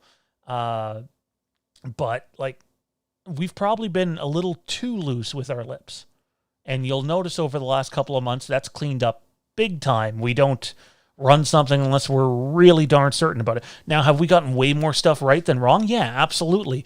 But, like, our first source is, like, extremely close to a production, right? So, like, you don't want to risk their job. The second source is someone who, I'll flat out admit, they here. And we're back. All right. I was going to say, the stream is still up on YouTube. It hasn't. No, I think it froze for a second. I'm going to try to refresh this. The YouTube powers that be like, silence him right now. Stop talking immediately. All right, we're back. Reveal a source. We're back. No, so like, we had someone reach out who I would never want to harm them, and they said they seen the test screening and they were able to prove it, and it really actually kind of disturbed me how little security Blumhouse put in place for a test screening. This is not the first time I've heard this, by the way. And by the way, stop doing public test screening. I mean, it's not public, it's invite only. But, like, you don't need to test screen things anymore. You don't. Do it within the people that are making the film, and you will stop a bunch of leaks. But no. So I was able to cross-reference what I was getting from one guy and the guy who had actually seen the film and proved it. And that's how we started out running our content. Unless both of those things lined up, then it wasn't happening. And then a third person reached out, and she's been pretty cool about everything, and I can't say how she's connected, but basically we have 3 sources, and unless 2 people tell us the same thing, we're not running it. And if we do run it, it's strictly rumor. And I can tell you that anybody involved with the film industry that is working on a set, everybody a part of that film or TV show signs NDA. We had something here where I'm at where they shot the new season of the Walking Dead World Beyond season 1 last year. I applied and I got to, it's over, so I can share it with y'all. But all I did was go in and try clothes. It's what they call a fit model.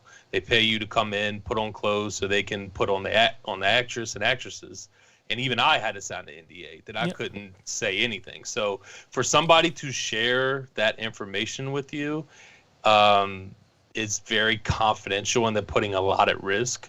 And I don't think a lot of people know that. Yeah, just so we're clear, the people that I get to talk to, and one's obviously way more involved than the other two, I don't do without their permission. It's like, oh, what? Okay. Wow. Dr. Wynn is the main villain in Halloween Kills. I need to go post about this. No, I'm kidding, obviously. But no, it needs to be a two-way street, because guess what? If I burn them, why are they ever going to give us anything ever again? And why would anybody else do anything for you? Yeah, we probably talk about too much on this channel in terms of sources and leaks and rumors and yada, yada, yada for some people to ever want to trust us. And I understood that card when we started doing what we were doing. But it is what it is. Johnny, quickly here, your experience at 1138 Star Wars Wastelands, talking with Mark Thompson and various other people, Troy Denning as well. Just what's your take on the Source game and just everything that's been talked about so far? I mean, the Source game is it is what it is. There's levels, right? I mean, that's the important thing. There's your base level, which is people who end up at test screenings, which I disagree. I think those kind of have to continue, but they need to be smarter about them. And not just in the sense of sign NDAs, but test screenings are typically done to test a specific thing or a specific scene or reaction to a specific character. So make a cut of the movie that emphasizes those things without giving away the whole thing. If your point is a specific scene, ask them questions about that scene, but give them a different ending, give them a different opening, different things here and there, so that even when they do, because inevitably people will talk. NDAs are great in theory, and you can get in a lot of shit from them, but it's eventually there's too many things. There's a thing that it's I cannot for the life of me remember where I read it, but it was in a book, and it was something like it's not quite the only two people can keep a secret if one of them is dead, but more of you take the number of people who know a secret, square that number, and that's the odds of that thing coming out.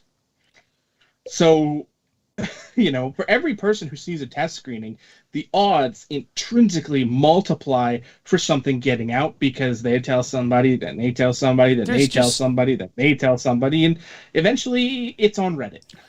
And you can't trace it back to who the actual leak was. No, you can't. And it's why I don't understand why these, studios insist on continuing to do test screenings like this. They all don't, by the way. It's severely going down in terms of how many studios do these type of test screenings. And I'd like to see when Halloween Ends comes out for them to not bother with it this time. That would be my advice. They need to be for specific things, right? There are different films over the years where they've had to test the ending because they're not sure how the fans are going to respond to it. That's fine. Show them a different movie sort of before they get to the ending, so they don't know, so that the ending might get out, but everything else doesn't, how you get there. Because that's a completely different thing. Saying the ending is this, and they get there because of this, is completely different if how they get there is different from how they get there in the end. It's not different. It's not difficult to cut a movie in such a way that you only get opinions on what you want opinions on, because you don't want any opinion on the whole movie. That's just stupid. For those opinions, you keep it in-house. You're right.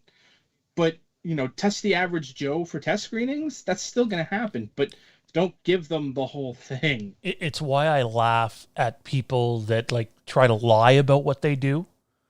They'll be like, oh my God, I seen the Halloween Kills test screening. oh, you guys are going to love John Carpenter's score for this movie. It's even better than 18. The only problem is, one, they used old credits in the test screening, so people that were saying they see new credits, they didn't. And two, it's the score from the Halloween 18 movie that's in the test screening, not the Halloween Kills score, because it wasn't even done at that point. Hadn't even started at that point. So, like, there's so many times you can catch people in lies, and it's really easy to do now. Tommy, you were a producer behind the scenes at Channel 1138. You helped out the Underworld. You helped out us. You had your own show. You helped out Tony. I think you even helped out Rory. So not only did you deal with, I know you were the first person to reach out to me. My role at 1138 was more staff coordination, helping them out, doing a little bit of promoting, talking with people, trying to get people to talk to each other than anything else. But still, when they trust you with something, that's confidential. Yes. So I myself did not, because all shows were autonomous, go around and look for sources for people. That's just not something I did. However, what I did do is just one of the different hats I wore is I appeared or I was on different shows or even just hanging out in them, keeping an eye on things, that sort of thing. And one thing that a lot of the sources in my experience often were is they were speaking about things that they were past. The NDA was, we might say, expired, no longer valid, and what have you. There were times where there was, a slip up here and there. I like to think folks were respectful of that, but of course there are no guarantees of these sorts of things. It was said earlier, people can get in big trouble. It's not necessarily just a slap on the wrist. It could be up to and including legal trouble. And I don't think anyone wants anything like that to happen to any party over a podcast episode, which might just be a fun hobby project for most podcasts out there. They might not be making a dime. So. Yeah, you need to respect your sources. You need to respect your sources no matter what. They're going to scratch your back and the back of the fans by providing a little bit of lead, a little bit of information, what have you. You need to be there for them. No, absolutely, man. That's spot on. I see Horror Movie Lover in the chats asked the same thing a bunch of times. Are we getting a new Halloween Kills pick this week? I think the first time they worded it is, are we still, never said we were getting a new Halloween Kills pick. I said that the Empire magazine showed off that photo, which everybody's talked about at length now. And usually that's followed up with a spread, articles, interviews, and other set pictures. They usually wait a week or two to do that. I think we're almost at 2 weeks since that photo was shown. I think it's 2 weeks this Friday or maybe 3 weeks this Friday. So I'm shocked as anybody that nothing has followed that up. I could tell you all that we've heard that I even feel comfortable reporting is that don't be surprised if the trailer is about a year after the date that it was delayed, which would be early July. And I haven't heard a damn thing about the poster other than it's not what you expect. So read into that what you will. So the source do back scratches. I don't know. Is the source still in business? Oh, you're talking about our sources. All right. I think the source is still in business. Are they? I legitimately don't know. They used to be what? Radio Shack? Is Radio Shack still a thing in the States? Mm-hmm. Radio Shack was interesting. It went under very slowly. Some stores remained open longer than others. I think they were franchise of sorts. I know one that was open up until about 3 years ago. Yeah, I want to say the last one that I saw around here was 2018. Yeah. But yeah. They might all be gone now. I don't know if Radio Shack became the source up here or not. I just know that it was formerly Radio Shack. Oh, it was? Okay. I just remember that a source took over. I think maybe two sources took over. I think there's still one in the mall. Is there? I think so. In a while, so. When when they first switched over, they were called the Source by Radio Shack. Yeah, I think there's still one listed. Seriously? Is that what they in were? the shopping center. The Source by Radio Shack? That's cool. Yeah, they kind of like transitioned it, and it was only like that for like 6 months or so, 6 months to a year. And then the Radio Shack part just dropped. Let's dive into this list, guys. It's time, and we want the chat to play along for the top 10 worst sequels. So what we're going to do here is we're going to go around the round table. Everybody pay attention so I don't have to, tell who to talk. Mike's going to lead us off since he's the new guy, followed by Kieron, Johnny, Tommy, and myself. We're going to give our 10 through 6 right off the bat, and then we'll go one at a time when we get into our top 5. You can give a brief point for each of your 10 through 6 movies. I'd say no longer than, 7 or 8 seconds per movie sort of thing. And we'll get into the top 5 one at a time and dive a little bit deeper into this. Now, I think we've all followed this protocol. Unless we haven't, someone speak up. We don't have movies on our lists that we have not seen personally because that's going off of hearsay. And I don't believe in doing lists like that because my opinion could be different than Johnny's. If Johnny's telling me, I seen, whatever movie. And we already established that earlier, I think, when you were talking about Son of Mask. He said, I've never seen it, so it's not on my list. And I said, I have, and it's on mine. Darren from Georgetown, I love this. Never understood why people give a frog's fat ass about a poster. Tells you nothing about the quality of the movie. Isn't that funny, Darren, how, a great poster doesn't mean the movie will be great, and a great trailer doesn't mean a movie will be great.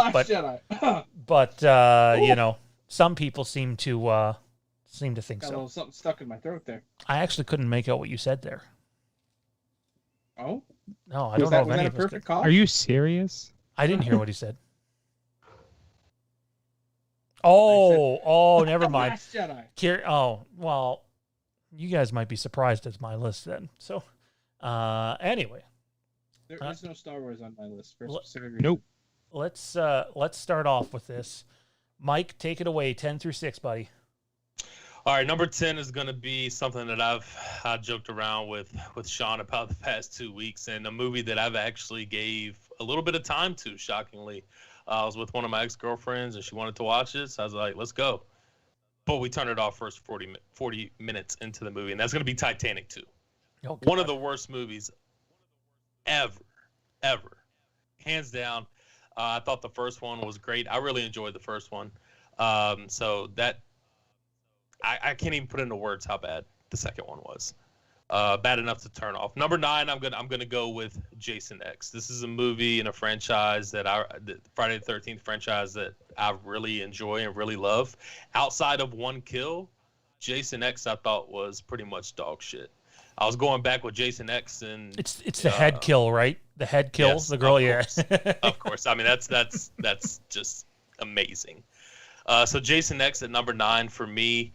Number 8 is, I kind of lumped these together, so just work with me, y'all, is going to be Home Alone 3 through 6. First off, there's 6 of them? That is what I want to comment on. I know 5. I saw 5. I saw all the way up to 5. And 3, 4, and 5 were all trash. Nothing could top 1 and 2 ever, in my opinion. 1 and 2 is up there for my favorite movies of all time. One of my favorite movies of all time. And number 1 is my favorite Christmas movie of all time. I go back and forth with 1 and 2. Which one is better? It all depends on, I guess, what mood I'm in. But yeah, I mean, that 6th one, Sean, I did include one movie that I didn't see, and that was that 6th one. I didn't need to see it. Simple as that. Isn't the 6th the remake of the first one? They remade the first one? Oh my god! Yeah, you got some booze on that or something? Yeah.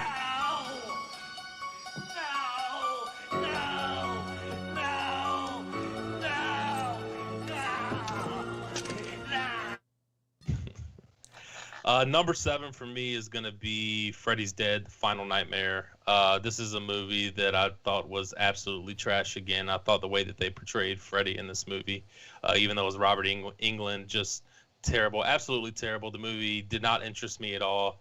I could not stay focused on this movie, so that's why it's my least favorite Friday or Nightmare on Elm Street film. Number 6, no surprise, staying with the horror genre, is going to be Halloween Resurrection. Dog shit. That's all I got to say. I had one of those movies on my list and hadn't heard of a couple of them. So I don't like, because I've never seen it, obviously, but you started watching. Is Titanic 2 actually a sequel or just Titanic 2? Because, I've read the description for it. I've never actually watched it. But to me, the description read that it wasn't actually a sequel, just Titanic 2, like the second Titanic, not actually a sequel to the James Cameron movie. Pretty much. We'll count it. Yeah, that's. I just wanted to make sure it wasn't like I can give you a sequel. I can give you an honorable mention if you want. Jay's like, Sean, we knew this. Remember when Zachary wanted to buy them and we said no? And then we got to the cash register and somehow they got rung through. I'm like, well, what? Where did they come from? What are we talking about here? So a couple Christmases ago, Zachary wanted Home Alone 1 and 2 on DVD. And we're like, no, you can stream them. And somehow as we were ringing things through, even though we put it back, the DVD got rung through. So, and it was not me, and it was not Jade, and Jensen wasn't born yet, and Tucker's not allowed in Walmart. So that sort of eliminates everything. He probably should be. He's probably better behaved than half the people in a Walmart. More than likely. It seems like you weren't the only one shocked that there were so many Home Alone movies, Sean.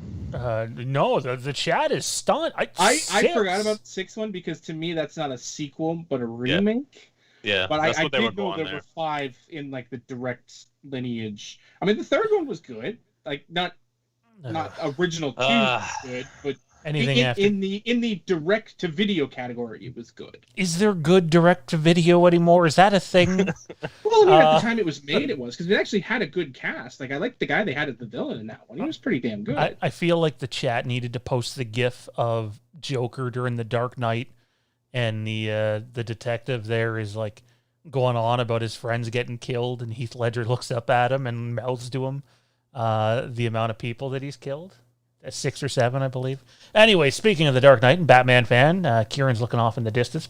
Don't know if he's watching highlights of his Habs getting their ass kicked, but take it away, Kieran, 10 through 6. All right, so yeah, my list is not so much. I did rank it, but the rank's not really that important until we get at the top. Actually, you're speaking about rank. I want to make sure I did this right. When you guys are talking 10 through 6, the 6 would be a worse sequel than 10, correct? That's how you guys did your lists? Yeah. That's how I did mine. I know how to rank a list. Well, I got confused halfway through mine. I'm like, wait a second. Am I doing this right? So, anyway, go ahead, Kieran. Yeah, so I have the Matrix 2 and 3. I really love the first Matrix movie. I think it's a great standalone movie. And then I think whatever happened in the Matrix 2 and 3 were fucking not, confusing in a way, but also just a shitty direction. And I didn't get what they were going for. I know they were kind of trying to go for a weird vibe and trying to impress us, but really just made for a shitty movie. So here's a really, really shitty, terribly made movie, Mortal Kombat 2. Mortal Kombat 2 is basically a made-for-TV movie. There are several spots. If you look online, you can find people reviewing Mortal Kombat 2 where they'll show you like some really, really bad editing and some things that just should not have been put in the movie. Doesn't make sense. The whole thing. Just so we're clear, you're talking about Annihilation, right? Yes. Okay. Just wanted to make sure. Yeah. But anyways, shitty, terrible movie. However, I do remember it's lower on my list because I do remember when I saw it as a kid in the theater, and I wasn't so much bothered by it, even though I knew it was a bad movie. I also have Halloween Resurrection. After watching H2O and this watch along, I feel like I could lump that in there too. Man, all right, come on now. Don't do that. I do not like H2O now. It's going lower on my list. But, however, it's a credible movie. Like, it's like, okay, someone might like it, someone might not. Resurrection is like a fucking terrible movie. Like, I don't know how they got away with that. It's made terribly. It's an outdated idea now, so it's got no rewatch value, and the acting is atrocious. It's not worth watching. And I probably won't watch it again. And it's probably the only Halloween movie I just will not watch again. I have Terminator 3 in here. Terminator 3, we had to wait forever to get that movie. And when it came out, boy, was it ever a fucking piece of shit disappointment. Like, I tried really hard to like that movie too, because I was a big fan of Terminator, and I just couldn't do it. It was just really campy. They made lots of jokes that didn't make, like, they just kind of ruined the mood all the time with jokes in that movie, and it was garbage. I don't know. I have that one higher on my list because how much I was disappointed about it. Like, I feel like as a movie, there's got to be worse sequels, but I was just so disappointed in that movie. Couldn't take it. Genesis is worse. But I wasn't as disappointed because it was already ruined. Oh yeah, imagine being the sequel to T2. I mean, I seen that one in theaters, but like T2 was huge. Yeah, Terminator 2, and Terminator 2 has like really great rewatch value, and everything holds up in Terminator 2. Like, you can watch it and you're still impressed. I know we're off topic here, but really quickly around the round table, I'm just curious everyone's take on this. T1 or T2, Kieron? 2. Mike? 2. Johnny? Judgment Day. Tommy? Have you seen either of them? 2. I'm 1. I loved 2 is great, but I love him as like this. It's borderline horror movie. You know, I love 1. Go ahead, Kieron. Yeah, it was definitely more horror. This one is interesting. I have Rocky 5 in here. Terrible sequel, Rocky 5. But the interesting thing about this one is I hadn't really seen all the Rocky movies, and I watched them for the first time. I think it was like 13 or 14, and I just happened to catch them on like AMC or one of those, movie marathon channels. It might even have been Peachtree TV at the time or something. But I was watching a marathon, and I was like, man, how come I never seen these movies? Like, these are fucking awesome. And I watched them all, and number 4 is my favorite. So it built all the way up. I was like, man, these movies are great. I sat and watched all the Rocky movies all day. And then Rocky 5 came, and I was like, what, are you fucking kidding me? Is this a fucking joke? Is this a real movie? Like, it was funny because I had seen the whole thing for the first time. I saw all 5 movies, and it was just like, oh my God, this just keeps getting better and better. And then it fucking drove off a cliff, and I saw Rocky 5. Terrible fucking movie, terrible idea. And I mean, they basically fucking like didn't bother mentioning anything from it in the series again. So fucking terrible movie. That's my first 5. All right, that brings me to this, and there have been some on my list that have already been mentioned by other people, so I'll kind of save those ones, keep them quiet here. But number 10 for me, Dumb and Dumber 2. I mean, I know I kind of stand alone when I say that I think the first one was stupid. Oh, and no, I stand with you. I mean, it has watch value, but it's not the masterpiece most people think it is. Yeah, like, it's funny, but it's not, like... It's a fucking comedy treasure, you pieces of shit. Like, this coming from the guy who has never seen American Graffiti and didn't know George Lucas had anything to do with it? Really? Like, No, I did. What does that have to do with anything? Well, American Graffiti is considered a comedy. Of a movie? Yeah, you said comedy treasure. Yeah, I mean, It you is. really, Glass Houses. You hadn't seen the Godfather movies until what, 2 years ago? That's accurate. So, That's I mean, very accurate. maybe Glass Houses, buddy. No, I didn't like the first one. It was good, but it wasn't great. Like, yeah, it's funny, but it's not like I'm constantly laughing funny. Like it's okay. And 20 years later to do a sequel, I didn't want to watch it, but the rest of the family did. And our New Year's tradition is we rent a bunch of movies, or I blow up the Skull and Crossbones and download a bunch of movies. Did you see Dumb and Dumber? I did, but that's an extreme distinction for me because I refuse to put prequels on my list because that's an entirely different category. That's fair. Oh yeah, that'll be a different list. For me, that's a different category, and I think anything that like prequels, I delineated by if it's meant to happen before the first movie of the series, it's a prequel and doesn't count for my list of sequels. But that's personal choice. If you've got prequels on your list that follow after the first one chronologically in real time, I got no beef with that. All right, let's hear the rest of your list. Number 9, Blues Brothers 2000. The first one is a cult classic, and I love it. Blues Brothers 2000 was it was beating a dead horse. Like, you cannot replace Belushi. And I love Dan. I love John Goodman. He is no John Belushi. He is no Belushi. I hated it. I thought it sucked. The soundtrack's good because it's a Blues Brothers movie, but the movie sucked. Number 8, you've never seen it, but unfortunately I have. Son of the Mask.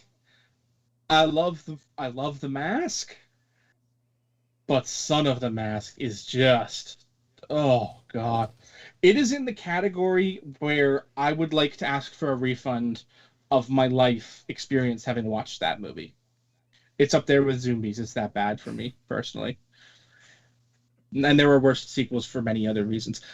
Number 7, Halloween Resurrection. I'm not going to say anything more. You guys, it's been talked about, so no need for me to add my 2 cents.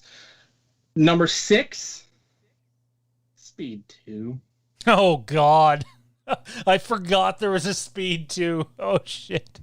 Like, I enjoyed the first movie. And of course, it came out in 96? 96, I think.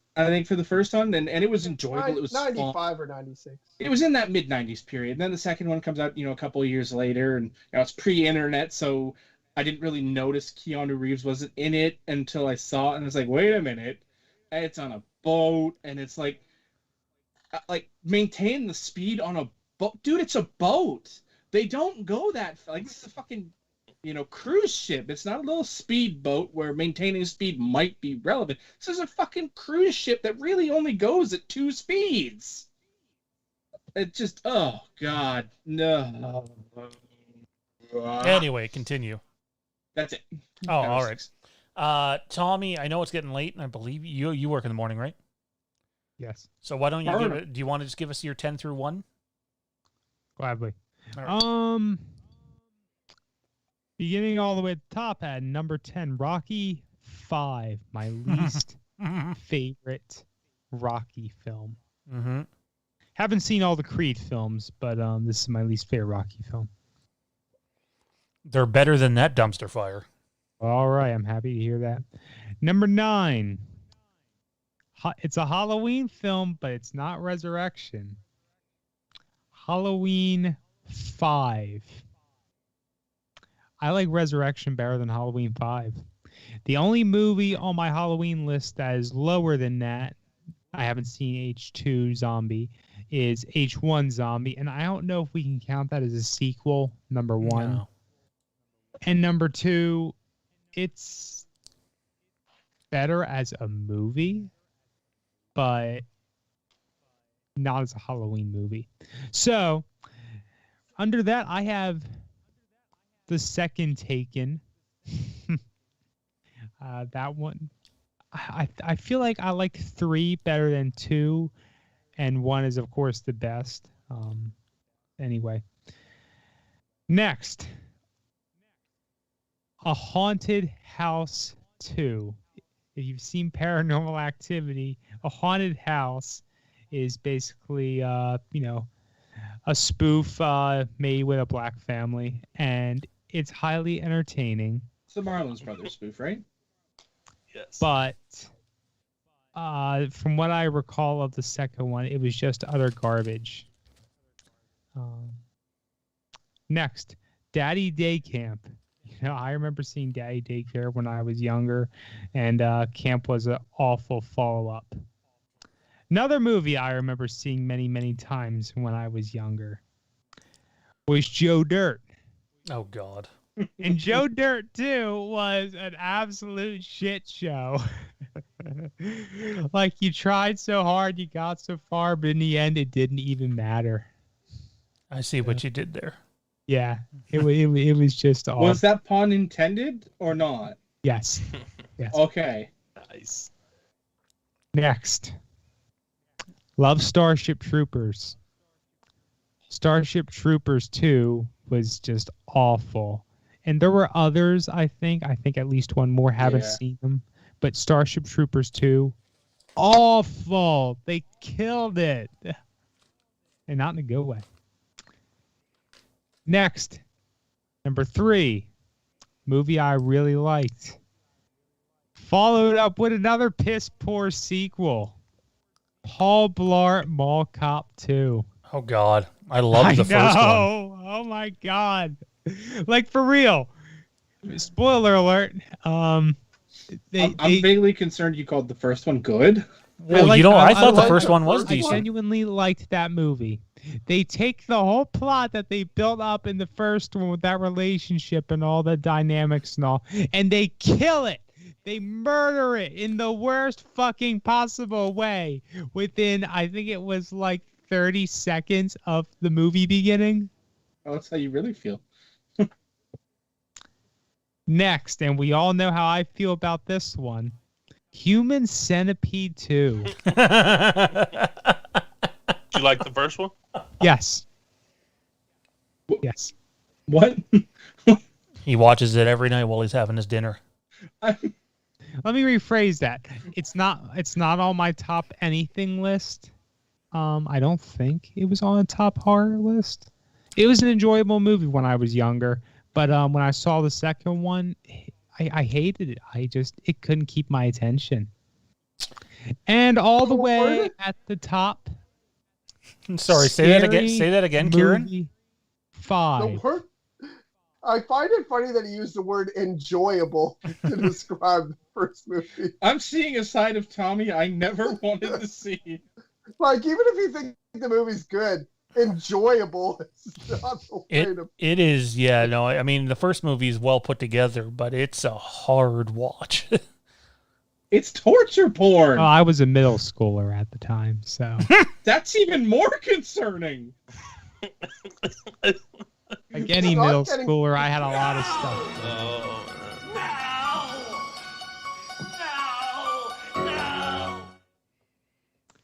And then the top one was Scary Movie 5. In my opinion, the worst scary movie. And I like that franchise. You have a very... awful list? I'm going to say different. Well, Tommy, you can hang around for a few minutes if you want as we start to go through this, and just exit on your own accord. I'll take care of your socials and hits, and when I see you freeze, I'll just remove your window. I'll get going now, but I think I'm going to stick around the chat for a few minutes, see what y'all have to say. So, alrighty. Y'all have a nice evening. Later, man. Kieran's wife, his better half, says Grease 2, Blair Witch 2, and Evan Almighty. What is Evan Almighty? Is that like a Bruce Almighty sequel? It is. Yeah, yes. Bruce Almighty sequel had Steve Carell in it. It was about Steve Carell's news reporter from the first one. When Bruce, made him talk all funny on the news report. This is the sequel where he basically turns into Noah from Noah's Ark. Is Morgan Freeman in it again? Yeah. Interesting. I've never heard of this. It was really bad. I saw it at the drive-in theater, which was the only reason I hung around. I mean, because it was still a movie to come on. That's the first one that's been on any list where I just like disagree. Like, for the most part, all the other ones have been like, okay, yeah, I see that, I get that, that makes sense. But that one, I disagree. It's all subjective. Oh, it absolutely is. Number 10 for me is The Rise of Skywalker, because as much as I don't like the movie that comes before it, the worst thing they could have done is go and try to retcon the movie that comes before it, which is exactly what they did. And it's just a mess. It's rushed. It's terribly put together. It reeks of behind-the-scenes trouble. And it's just horrible to think that a franchise such as that, specifically the Skywalker saga, went out on such a whimper. So yeah, The Rise of Skywalker's 10 for me. Can't retcon a retcon in the next movie. It just doesn't work. As much as it was like, yeah, fuck Rian Johnson for what he did on like completely killing a follow-up for The Force Awakens, it was like, oh, you just went and made it worse. Congratulations. Number 9 for me is Halloween 5, not Halloween Resurrection. I don't think I need to tell people who watch this channel why Halloween 5. It's Halloween 5. Number 8 for me. It's fucking awesome. Number 8 for me is Jason X. We've heard that one already. Number 7 for me is Rocky 5. We've heard that one already. And number 6 for me is Mortal Kombat Annihilation. We've heard that one already. So thank you for completely killing my list. I'll kick things off in the top 5, though. Number 5 for me is Terminator Genesis, because as bad as 3 was, Genesis was worse. Kieron, what do you got at 5, man? Well, let's see. My phone was running out of battery, so I gotta not keep it on. My number 5 is Batman and Robin. I actually had, like, a lot of people don't like Batman Forever, but I have really fond memories of Batman Forever. I remember seeing both these movies in theater. I remember collecting all the collector cups for both of these movies that came out with McDonald's. They were both a big deal when I went to go see them. However, when I went to go see Batman Forever, I remember as a kid thinking that movie was awesome. And like, as an adult, it's whatever. It is what it is. However, Batman and Robin I knew when I was, let's say 14 or 15, I don't know. I knew I was watching a fucking terrible movie. Like, I was like, why are they doing this? Like, is this supposed to be a joke? And then later, like, I don't get it. And like, I just didn't understand. And like, even them putting George Clooney as Batman, like, he just basically was George Clooney in a Batman suit. Like, he didn't, like, do a lot. He didn't have his own take on Bruce Wayne. He was just fucking George Clooney in a Batman suit. It didn't make any sense. I didn't like any of it. I don't know. It was a terrible, awful abomination of a movie. So that's Batman and Robin. Fuck that movie. Okay. I'm going to follow that up with my number 5, Jason X. It's been spoken of already. It's fucking awful. I mean, Jesus Christ. So I know quite a few of the movies immediately preceding that were also awful. This is a whole different kind of awful. For me, number 5 is going to be The Sandlot 2. Growing up as a kid, I was in love with baseball. That was the sport that I played all the time. That's all I wanted to do. That's all me and my friends did. So the first original Sandlot to me is nothing but an absolute classic movie that I absolutely loved. You get the summer feel, the friends feel, the love of baseball. Just, it's got a lot of nostalgia to it to me. And then follow that up with a movie like The Sandlot 2. I just thought the cast was terrible. I just thought the plot was terrible. I just thought it was trash overall. So for me, number 5 is going to be The Sandlot 2. No, I've never baseball. Sorry, I had to be done dropping it. Baseball's not my favorite sport, but baseball movies are fucking awesome. I know, right? Baseball's not my favorite sport either. It's just that's the first sport I started to play when I was a kid, so I fell in love with it super early. The older I got, I went on to other sports like basketball and football, but Yeah, The Sandlot to me just the music, the atmosphere of that movie is just such a classic and really resonates with me and my childhood. So Sandlot 2 just didn't do it for me at all. Such a disappointment. Number 4 for me, this one just really sucked. Did you do your oh no, you started. Never mind. Go ahead. Number 4 for me is X-Men 3: The Last Stand. I loved the first movie. I really loved the second movie. It's still way up on my X-Men list. And how you followed up those two movies with the third one, I will never understand. You couldn't stick the landing. Kieron, is this movie on your list? Yes. Okay, I'll wait till you get there then to ask you. Anyways, yeah, that's it for me. X-Men 3 at 4. All right.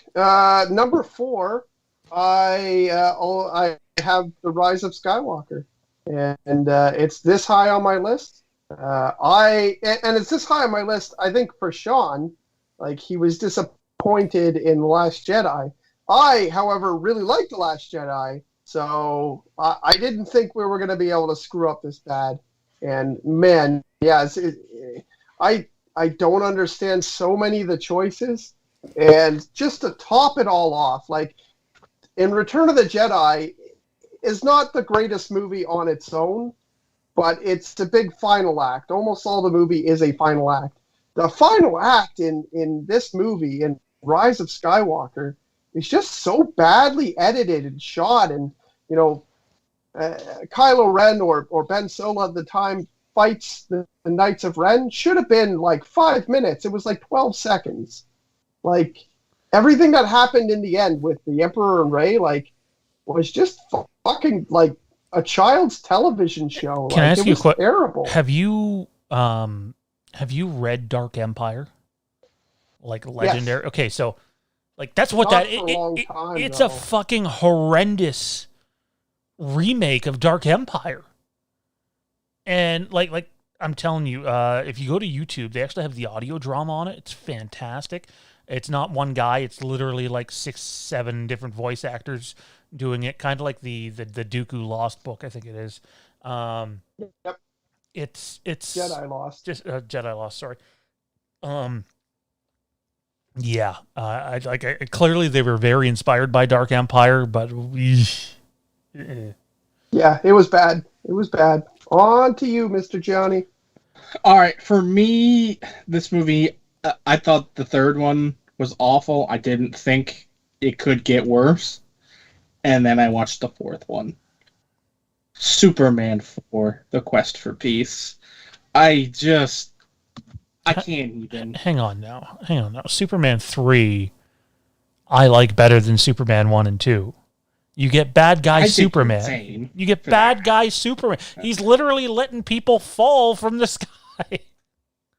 No, just no. Like Doesn't he? He defeats that Superman by throwing a giant Superman sticker at him. Yeah, no. Superman 4 is worse than Superman 3.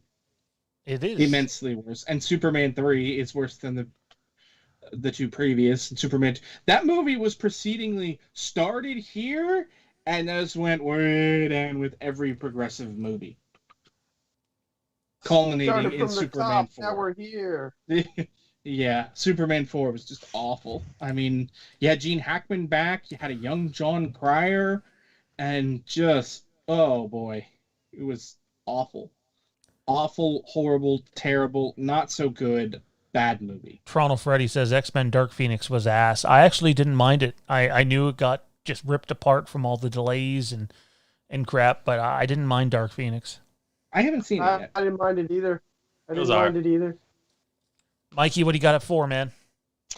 4 is every description that you can name.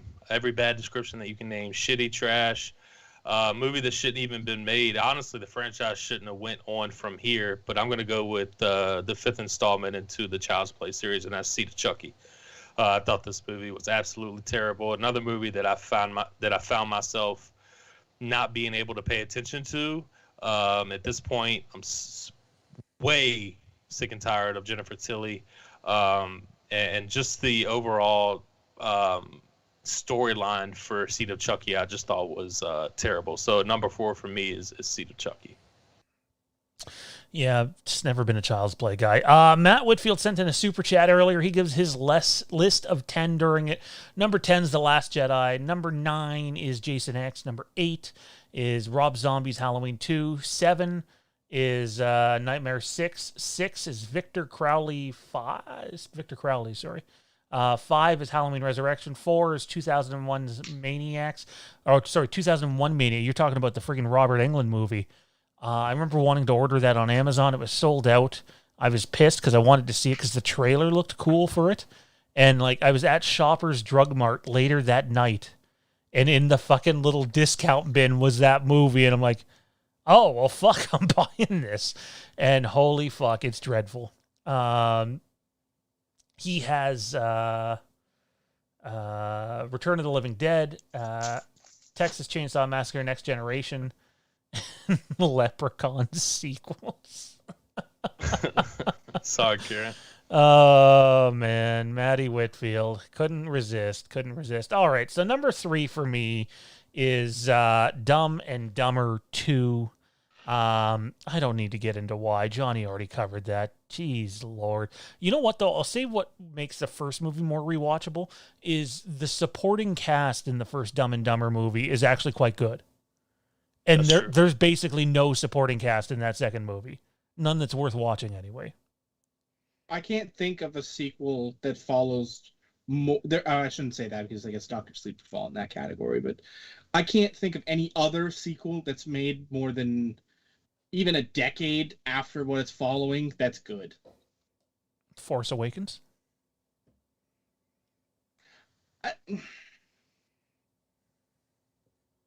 I guess. I mean, maybe I should open it up to 15 years because, I mean, I guess that counts. Force Awakens, like, friggin'... to me, I kind of always looked at them as 3 independent trilogies, I guess.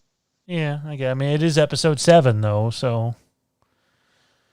Anyways, what do you got at 3, Kieron? I have Star Wars 2: Attack of the Clones. Oh God, here we go. I gotta go cover my poster's eyes. I don't like. I feel like there's one person who ruined this movie more than any other actor. Oh my God, here we go. You're right. There is one person who ruined that movie more than any other actor. His name is George Lucas.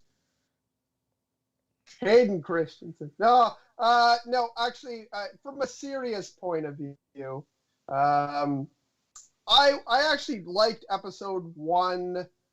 Like, I liked it for what it was when it came out, and I knew what I was watching when I watched The Phantom Menace was not a great movie. It wasn't like they made some mistakes. However, I still liked it. Like, I still enjoyed it. I really liked Qui-Gon Jinn's character. He was he was one of my favorite characters. He's one of my favorite Star Wars characters of all time.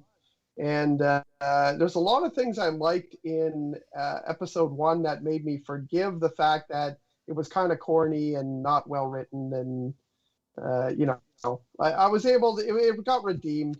In Attack of the Clones, there's not that many things that redeem it for me. And the dialogue is way worse.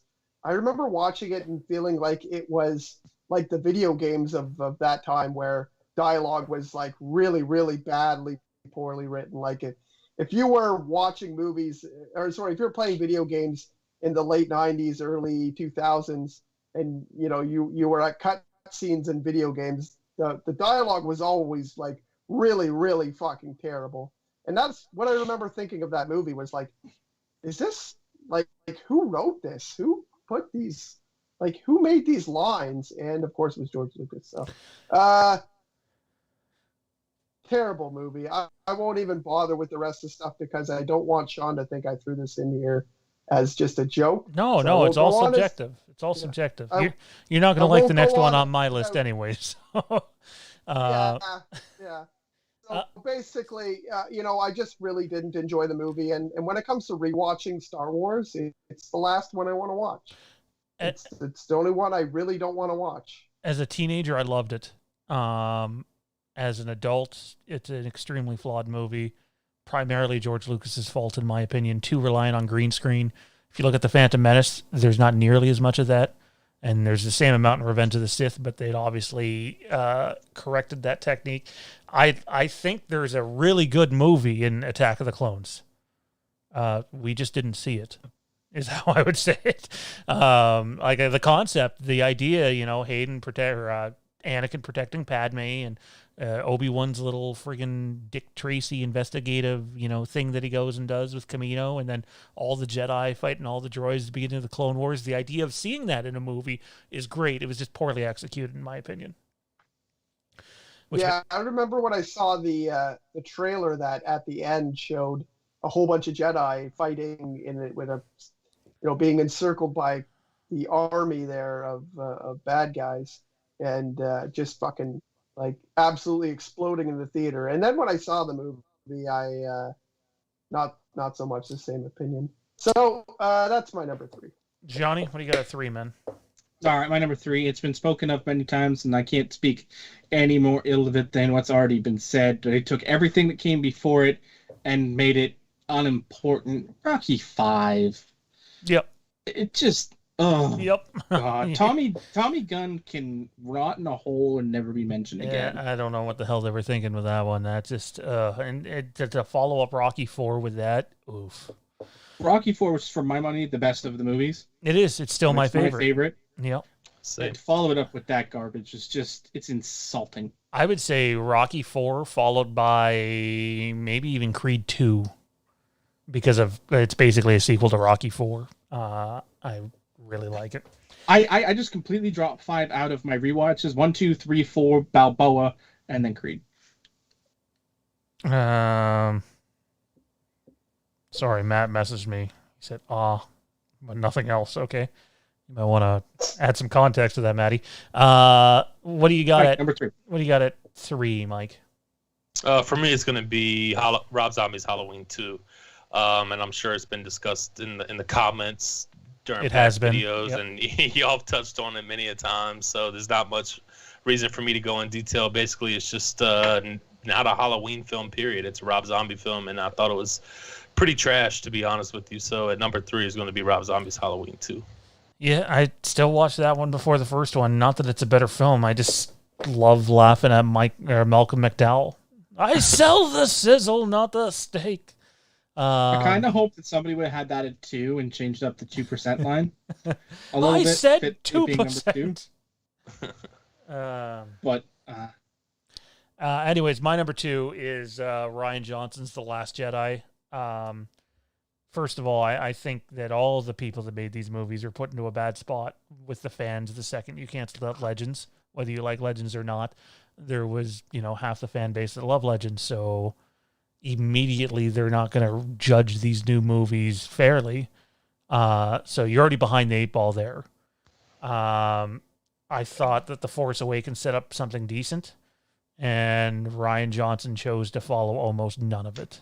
And that's straight out of the actor's mouth. I don't want to go on for forever about this because it's a film that's extremely divisive with the fan base. I'll say this, though. I have more respect for The Last Jedi than I do The Rise of Skywalker. So The Last Jedi is number 2 for me. My number 2, and this is... I actually surprised was this far, this high on the list, but it's the way it shook out at the end of things. Every other Transformers movie after the first one. They're all bad. They're all bad for the same reason. They're all like, I can't really say that one's worse than the other. I've seen them all, I think. But when I saw the first Transformers movie in theater, I knew it was a big, crazy Michael Bay affair that was, just going to be a crazy popcorn flick movie. I was okay with that. I had accepted that already. I knew what it was going to be. And I went in and I just enjoyed the shit out of that movie. It brought back they brought back the voice of Optimus Prime. It was crazy. They had, I don't know. In my like I was okay with all the stuff they had with Shia LaBeouf and all that stuff. Didn't bother me either. I thought he was amusing in the movie. I really enjoy how they held off on showing the Transformers at all for a while and built up a good story. I just enjoyed that movie so much when I saw it in theaters. I thought the soundtrack was great, and then every movie preceding that just tried to kind of top things in a way that, you know, more action, higher stakes, more craziness. Like, and the more they did it, they lost all the story. Nothing was interesting. They kept throwing in dumb jokes there. It was like, it just, like, they just couldn't recreate how much of a great popcorn flick. And when I say popcorn flick, I mean, those are the movies you go to and you're not expecting a crazy masterpiece. You're like, hey, I just want to see fucking robots from my childhood beat up on each other. Like, that's all I needed to see. But yeah, everything preceding the original movie was fucking terrible trash. They obviously didn't put a lot of thought into any of it, so it was garbage. I like the buildings falling in 3, where they're doing the whole shtick where they got to get out of the building because it's falling and collapsing. And I thought like the entertainment value of just that part of that movie was okay, but it was terrible. The second one was terrible, other than new Linkin Park songs being attached to the movies. But I remember the fourth one came out. I'm like, oh, I like Mark Wahlberg. I'm going to give this a chance. And I got about half an hour into the movie. Yeah, this sucks. So I'm with you on that one, Kieron. Before Johnny gives his list, I want to give Killian a shout out here, a longtime supporter of the channel. He says, hey guys, can you please wish me well? Been battling depression lately. Sorry, Sean, haven't been on here for a while. Glad to see you putting up some content. By the way, buddy, Killian, man, I don't know Mike well enough to speak for him, but I can speak for Johnny and Kieron when I say we've all battled depression on different levels and still do, and it's nothing to laugh at. It's no laughing matter, and you just got to try to focus on the positives you have in your life, man. The more you focus on the positive things and the less on the toxic things, the better off you'll be, but you're still going to go through it, and there are the days that you just got to have a support system and lean on it, and if you need a day that's just you, that's fine. Read a book, listen to some music, but just know that there are people out there going through exactly what you're going through. I don't know if you want to touch on that, Mike, quickly, just because I don't know you very well. Yeah, I totally agree, and I wish you best wishes as well in the comment section. I've gone through my fair share. It's normal, but really what Sean said, man, you just gotta look at the positives and try to push forward. As tough as those can be, you're gonna have your rough days, but you'll get through it for sure. So keep your head up and keep pushing. By the way, I'm going to set this down on the ground, but if this movie is on anybody's list for worst sequels, they can get the fuck off the show right now. Oh, man. All right, guys. They're just both... Oh. If I could throw something in there for go ahead. The topic of depression, the best advice I can give, and this is what I've been following a lot myself, is in this pandemic time, it's really easy to get depressed. Keep busy. Just try to keep busy as possible. Like, I have been accepting more shifts at my other job. I don't want to work like crazy, but I took up playing a saxophone. I'm on this show as much as I can be. Like, I try to do as many things as I can to keep myself busy, because when I have a couple days to myself to do nothing, that's when it's the worst. So that's advice that's good for me, and I would say give that a try if you can, and do things even if you don't feel like doing things. Do them because you know that they're going to make you feel better than laying around doing nothing. Except for Johnny, don't do him. He looks like Lobot right now. I could be taken the wrong way. So, Johnny, what you got at number 2, man? I don't. Well, hey, I mean, if you have a thing for Lobot, that's cool too. Nobody's judging. I mean, I don't. Okay, that right. All right. My number 2, there isn't really much to say other than, bat nipples. I don't know why I did a list tonight. I don't. There's nothing unique about it at all. Batman and Robin is just awful. It's terrible. It's just what the fuck was Joel Batman Schumacher thinking? Should have left it at home. Yeah. Mikey, what do you got as your penultimate choice, man? Bat nipples. Yeah. Okay. Yeah. Well, this is really gonna get shitty here because my number 1 is Bat Nipples, Batman and Robin. Holy fuck! Well, what were they thinking? Oh man, not even Schwarzenegger's terrible puns could save that movie. Awful. The puns weren't even bad though. Like, there's one where he says like, "What killed the dinosaurs?" and then he's like, "The Ice Age," and you're like, "That's not like, that's just a fact." Like, I don't get it. Why? It was such a bad setup. The puns were even bad, and like his puns are bad in like even in Predator. He's got a bunch of stupid puns. He throws a knife at a guy, threw him into a wall, and then he's like, "Stick around." But, like, Oh my god! I bad. was okay Arnold with. is the one-liner king, and this is the one thing where you'd expect great one-liners from him, and they just don't deliver.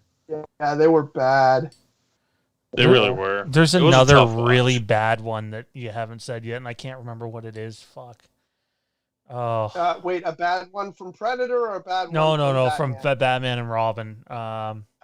It's something to They were all do. bad. He says chill at one point. It has something to do with something like that. But anyway, what do you got at number 1, Kieran? Okay, so this one was already mentioned, and if you remember, then it's going to be coming up there. But I have an X-Men tattoo on my arm, and I took the day off to see X-Men 2, the day off of school, with my brothers. I made my mom let them out of school, which was really hard to do, because my mom was not really cool with us not going to school very often, because she's a good mom. But I made her not only let us all out of school for that reason, drive us down to AMC to see that movie, to see number 2 and number 3. And when my mom asked me when I got out, "So how was the movie?" I didn't even have anything to say because I knew that I was going to swear at my mom. And so I didn't say anything. I just was like, and I remember Kale, my younger brother, not my youngest brother, that's Thaden, but he was just like, it was bad. He didn't like it. And it was funny because my mom had gone through all this to let us do this, and in the end, I was really, really disappointed with the movie. It's shit. It's garbage. They did a terrible job. They killed off Cyclops, which doesn't make any sense. I know a lot of people don't like Cyclops, but he should be there. He shouldn't be. I like him. And I mean, the only thing they could have done was bring him back at some point, and they didn't. I mean, he only came back in other forms and whatever. I mean, the Juggernaut was somewhat entertaining, but it was dumb. The costume was dumb. The only thing that's really good about this is, performances by Patrick Stewart and Ian McKellen are always good. So, but the movie's just terrible, and it was kind of, the showdown at the end is very made for TV-ish. The Iceman, when Iceman goes full ice, he looks dumb. It was terrible effects. I thought that the casting of Kelsey Grammer as Beast was perfect. I was excited when I heard about that. But just so much excitement for this movie that I was so disappointed in. And that's why it's number 1 on my list, is because, I mean, clearly I'm a pretty big X-Men fan. I have 100 action figures on my wall here. 108 action figures on my wall here. And there won't be any fucking X-Men 3 action figures up there anytime soon. Oh, wow. Johnny, what do you got at number 1, man? All right. There's been a lot of crap on these lists. There's been a lot of, I don't want to say disagreements, but there's been some iffy choices from some lists that, aren't so bad, but there's been a lot of agreement. I don't think anybody else agrees with this one. Tommy! I mean, obviously I don't expect this one to appear on any other lists, but because there's only one spot left. But for me, when you follow up one of the greatest movies of all time with something atrocious, something awful, something bad, it deserves the number 1 spot on the worst sequels of all time list. The Godfather Part 3. You're probably not going to like it when I say I think that movie's underrated. It's hard to rate it worse than how it actually is. It's a badly cast movie. This is proof of why nepotism isn't always a good thing. Okay? Because despite the fact she's turned into a phenomenal director, Sofia Coppola was a terrible actress. And so many other actresses could have pulled off that role so much better, especially the one that was originally supposed to get that role. It's Winona Ryder, who was a really good actress, especially at that point of her life. She still is. But she's still, there was that period there in the middle where she kind of went a little cuckoo. True. But, it's a bad movie following an amazing movie that is just, it's bad. It's bad. Can I just say I love our chat? I love each and every one of you, those that aren't tuning in, that were tuning in earlier, and those that are tuning in now.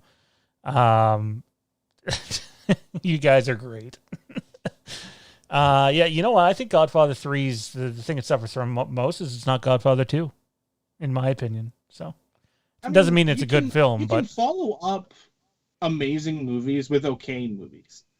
I mean, Return of the Jedi proves that. Empire is amazing. Nothing is going to follow that, but Return of the Jedi didn't die. It fell on its face, but it didn't die a horrible death.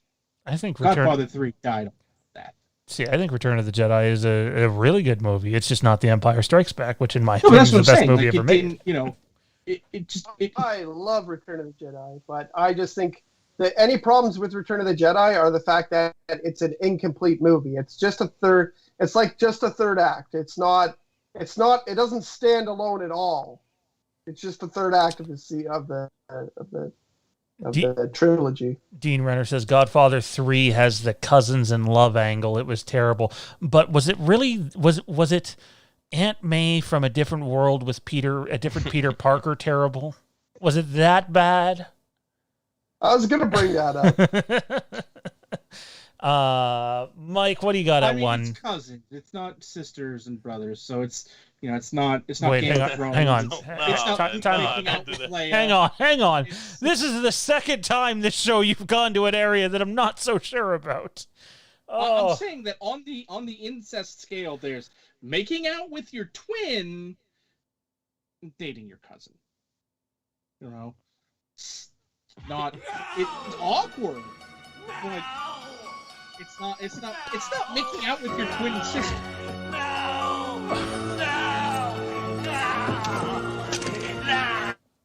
What the fuck have you been drinking today, man? Did you? World Italians marrying your cousins ain't that weird. All right.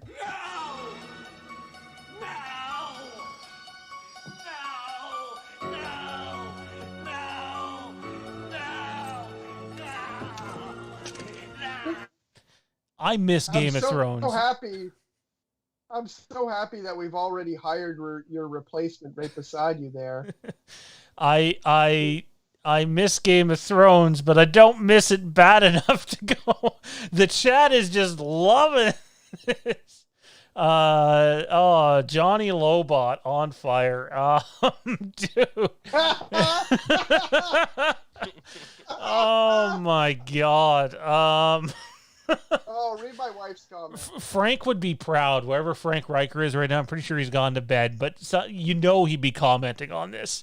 He's gonna wake up tomorrow. He's gonna finish watching the show from wherever he stopped watching, get to this point, and be like, "I approve of this conversation. I endorse this." Mike, save us, please. What's your number one?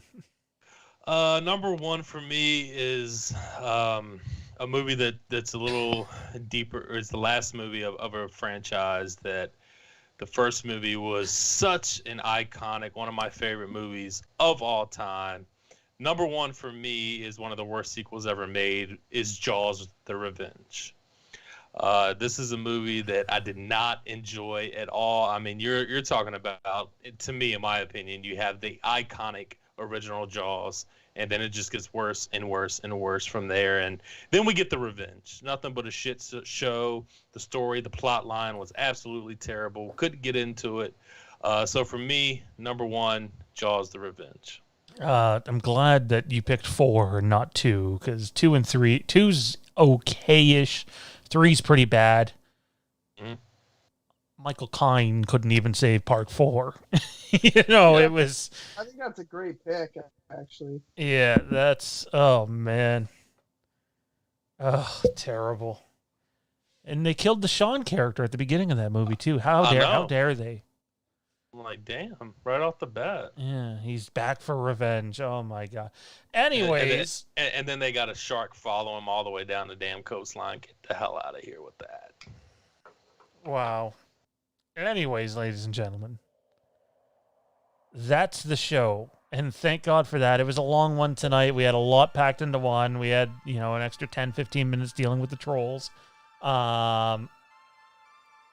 Let's get the hell out of here before Johnny says something else. I don't know what's going to come out next. He's going to curse the Leafs when they're up 3-1 or something. Man. Oh, we're not, Johnny. We're not inviting you to our next show, which is about Bill Cosby. Oh no, no. No, I got nothing good to say for Cosby. I'm not eating the pudding pop. Well, Johnny, we'll start with you, man. Where can everybody find you at, dude? Oh, now that my lovely lights have finally arrived, we will be back this Friday night, I think.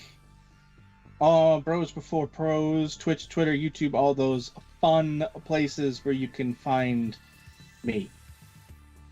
I'm being told I missed a super chat from Matt Whitfield, but I don't think I did. I probably just hating on Leprechaun, so don't even bother with it. No, Matt has only sent in 2 super chats, and we did read his list. I know we read his list, so no. Yeah, I didn't see any before that from him. So. Yeah, no. His other one was right at the start when he first popped in, I think so. Yeah, no, we got both of Maddie's super chats, DMT, but appreciate it, man. Thanks for trying to stay on top of things. Mikey B. Oh, wow, I just realized your last name starts with a B. That's going to be a problem. Mikey B. A personal thing. Where can everybody find you at, man? You can follow me on Twitter at @MichaelBish_ and on Instagram at @MBish_. And I'm relaunching my podcast, the Take One Podcast. It's on Spotify and Apple Music. That relaunches Monday, and I will have a actor from a very well-known Netflix show on the podcast, so make sure you tune in. Is this the actor you were talking about earlier but refused to name? No. Oh, no. Fuck. Well. No, sorry. Anyways. It couldn't be that easy. Couldn't be that easy. Or that. But no, it's not that easy. Man, I forget where we were talking about it, but we talked about, maybe it was Mike. I think it was you, Mike. The idea of doing a Shining and Dr. Sleep director's cut. Yes. Watch-along party in one night. It'd Absolutely. be like a I'm so 5-hour stream. It'd be amazing. So much fun. I've never seen either of those movies. That would be man, that would be fun. We'll get Kieron, you gotta join it. Let's do it. Let's set it up. Kieron, where can everybody find you at, man? You can find me at the Rick and Morty Fan Show, which is my handle for Instagram and Twitter. Twitter, you can also find me at, I think my actual account is at Gogan Kieron, but you'd find me either way. And you can find me at the Rick and Morty Fan Show a Facebook group. You can find me in the Fandom Empire Den. And I just want to give a shout out to Brenny Livingstone in here, one of my Rick and Morty fans. Who is this also relation is a to big supporter of Lance? my show. Yes, it's his wife. I don't know. That's cool. I know they use each other's accounts too, so it might actually be Lance. I don't know. But they both tune into my show and they both support my show quite a lot. So I got to give a shout out there for sticking around for this 3-hour show. Our boy Dean Renner sends in a $5 super chat. Says, "Great show as always. Speaking of bad sequels, I think I'll go watch Teenage Mutant Ninja Turtles 3: Turtles in Time now." So I forgot to put that. It wasn't going to be in my list, but I was going to mention that along with Batman and Robin because that's a bad movie, but I still like watching it. Whereas Batman and Robin is a bad movie that I never want to fucking see again. That's me with Halloween 2. I fucking hate Halloween. Rob Zombie's Halloween 2, and yet I enjoy watching it. So, anyways, check us out on Patreon, www.patreon.com/FandomEmpire. It's at FandomEmpireNow on Twitter and Instagram, and on Facebook you can join the Fandom Empire Den today, because that is the way. For Mike, Kieron, Johnny, our chat mods, Matt Whitfield, DMT, Frank Riker, Tommy B, Toronto Freddy, and Maddie, I'm Sean. Have a good night. It's not okay to kiss your cousins. We'll see you later.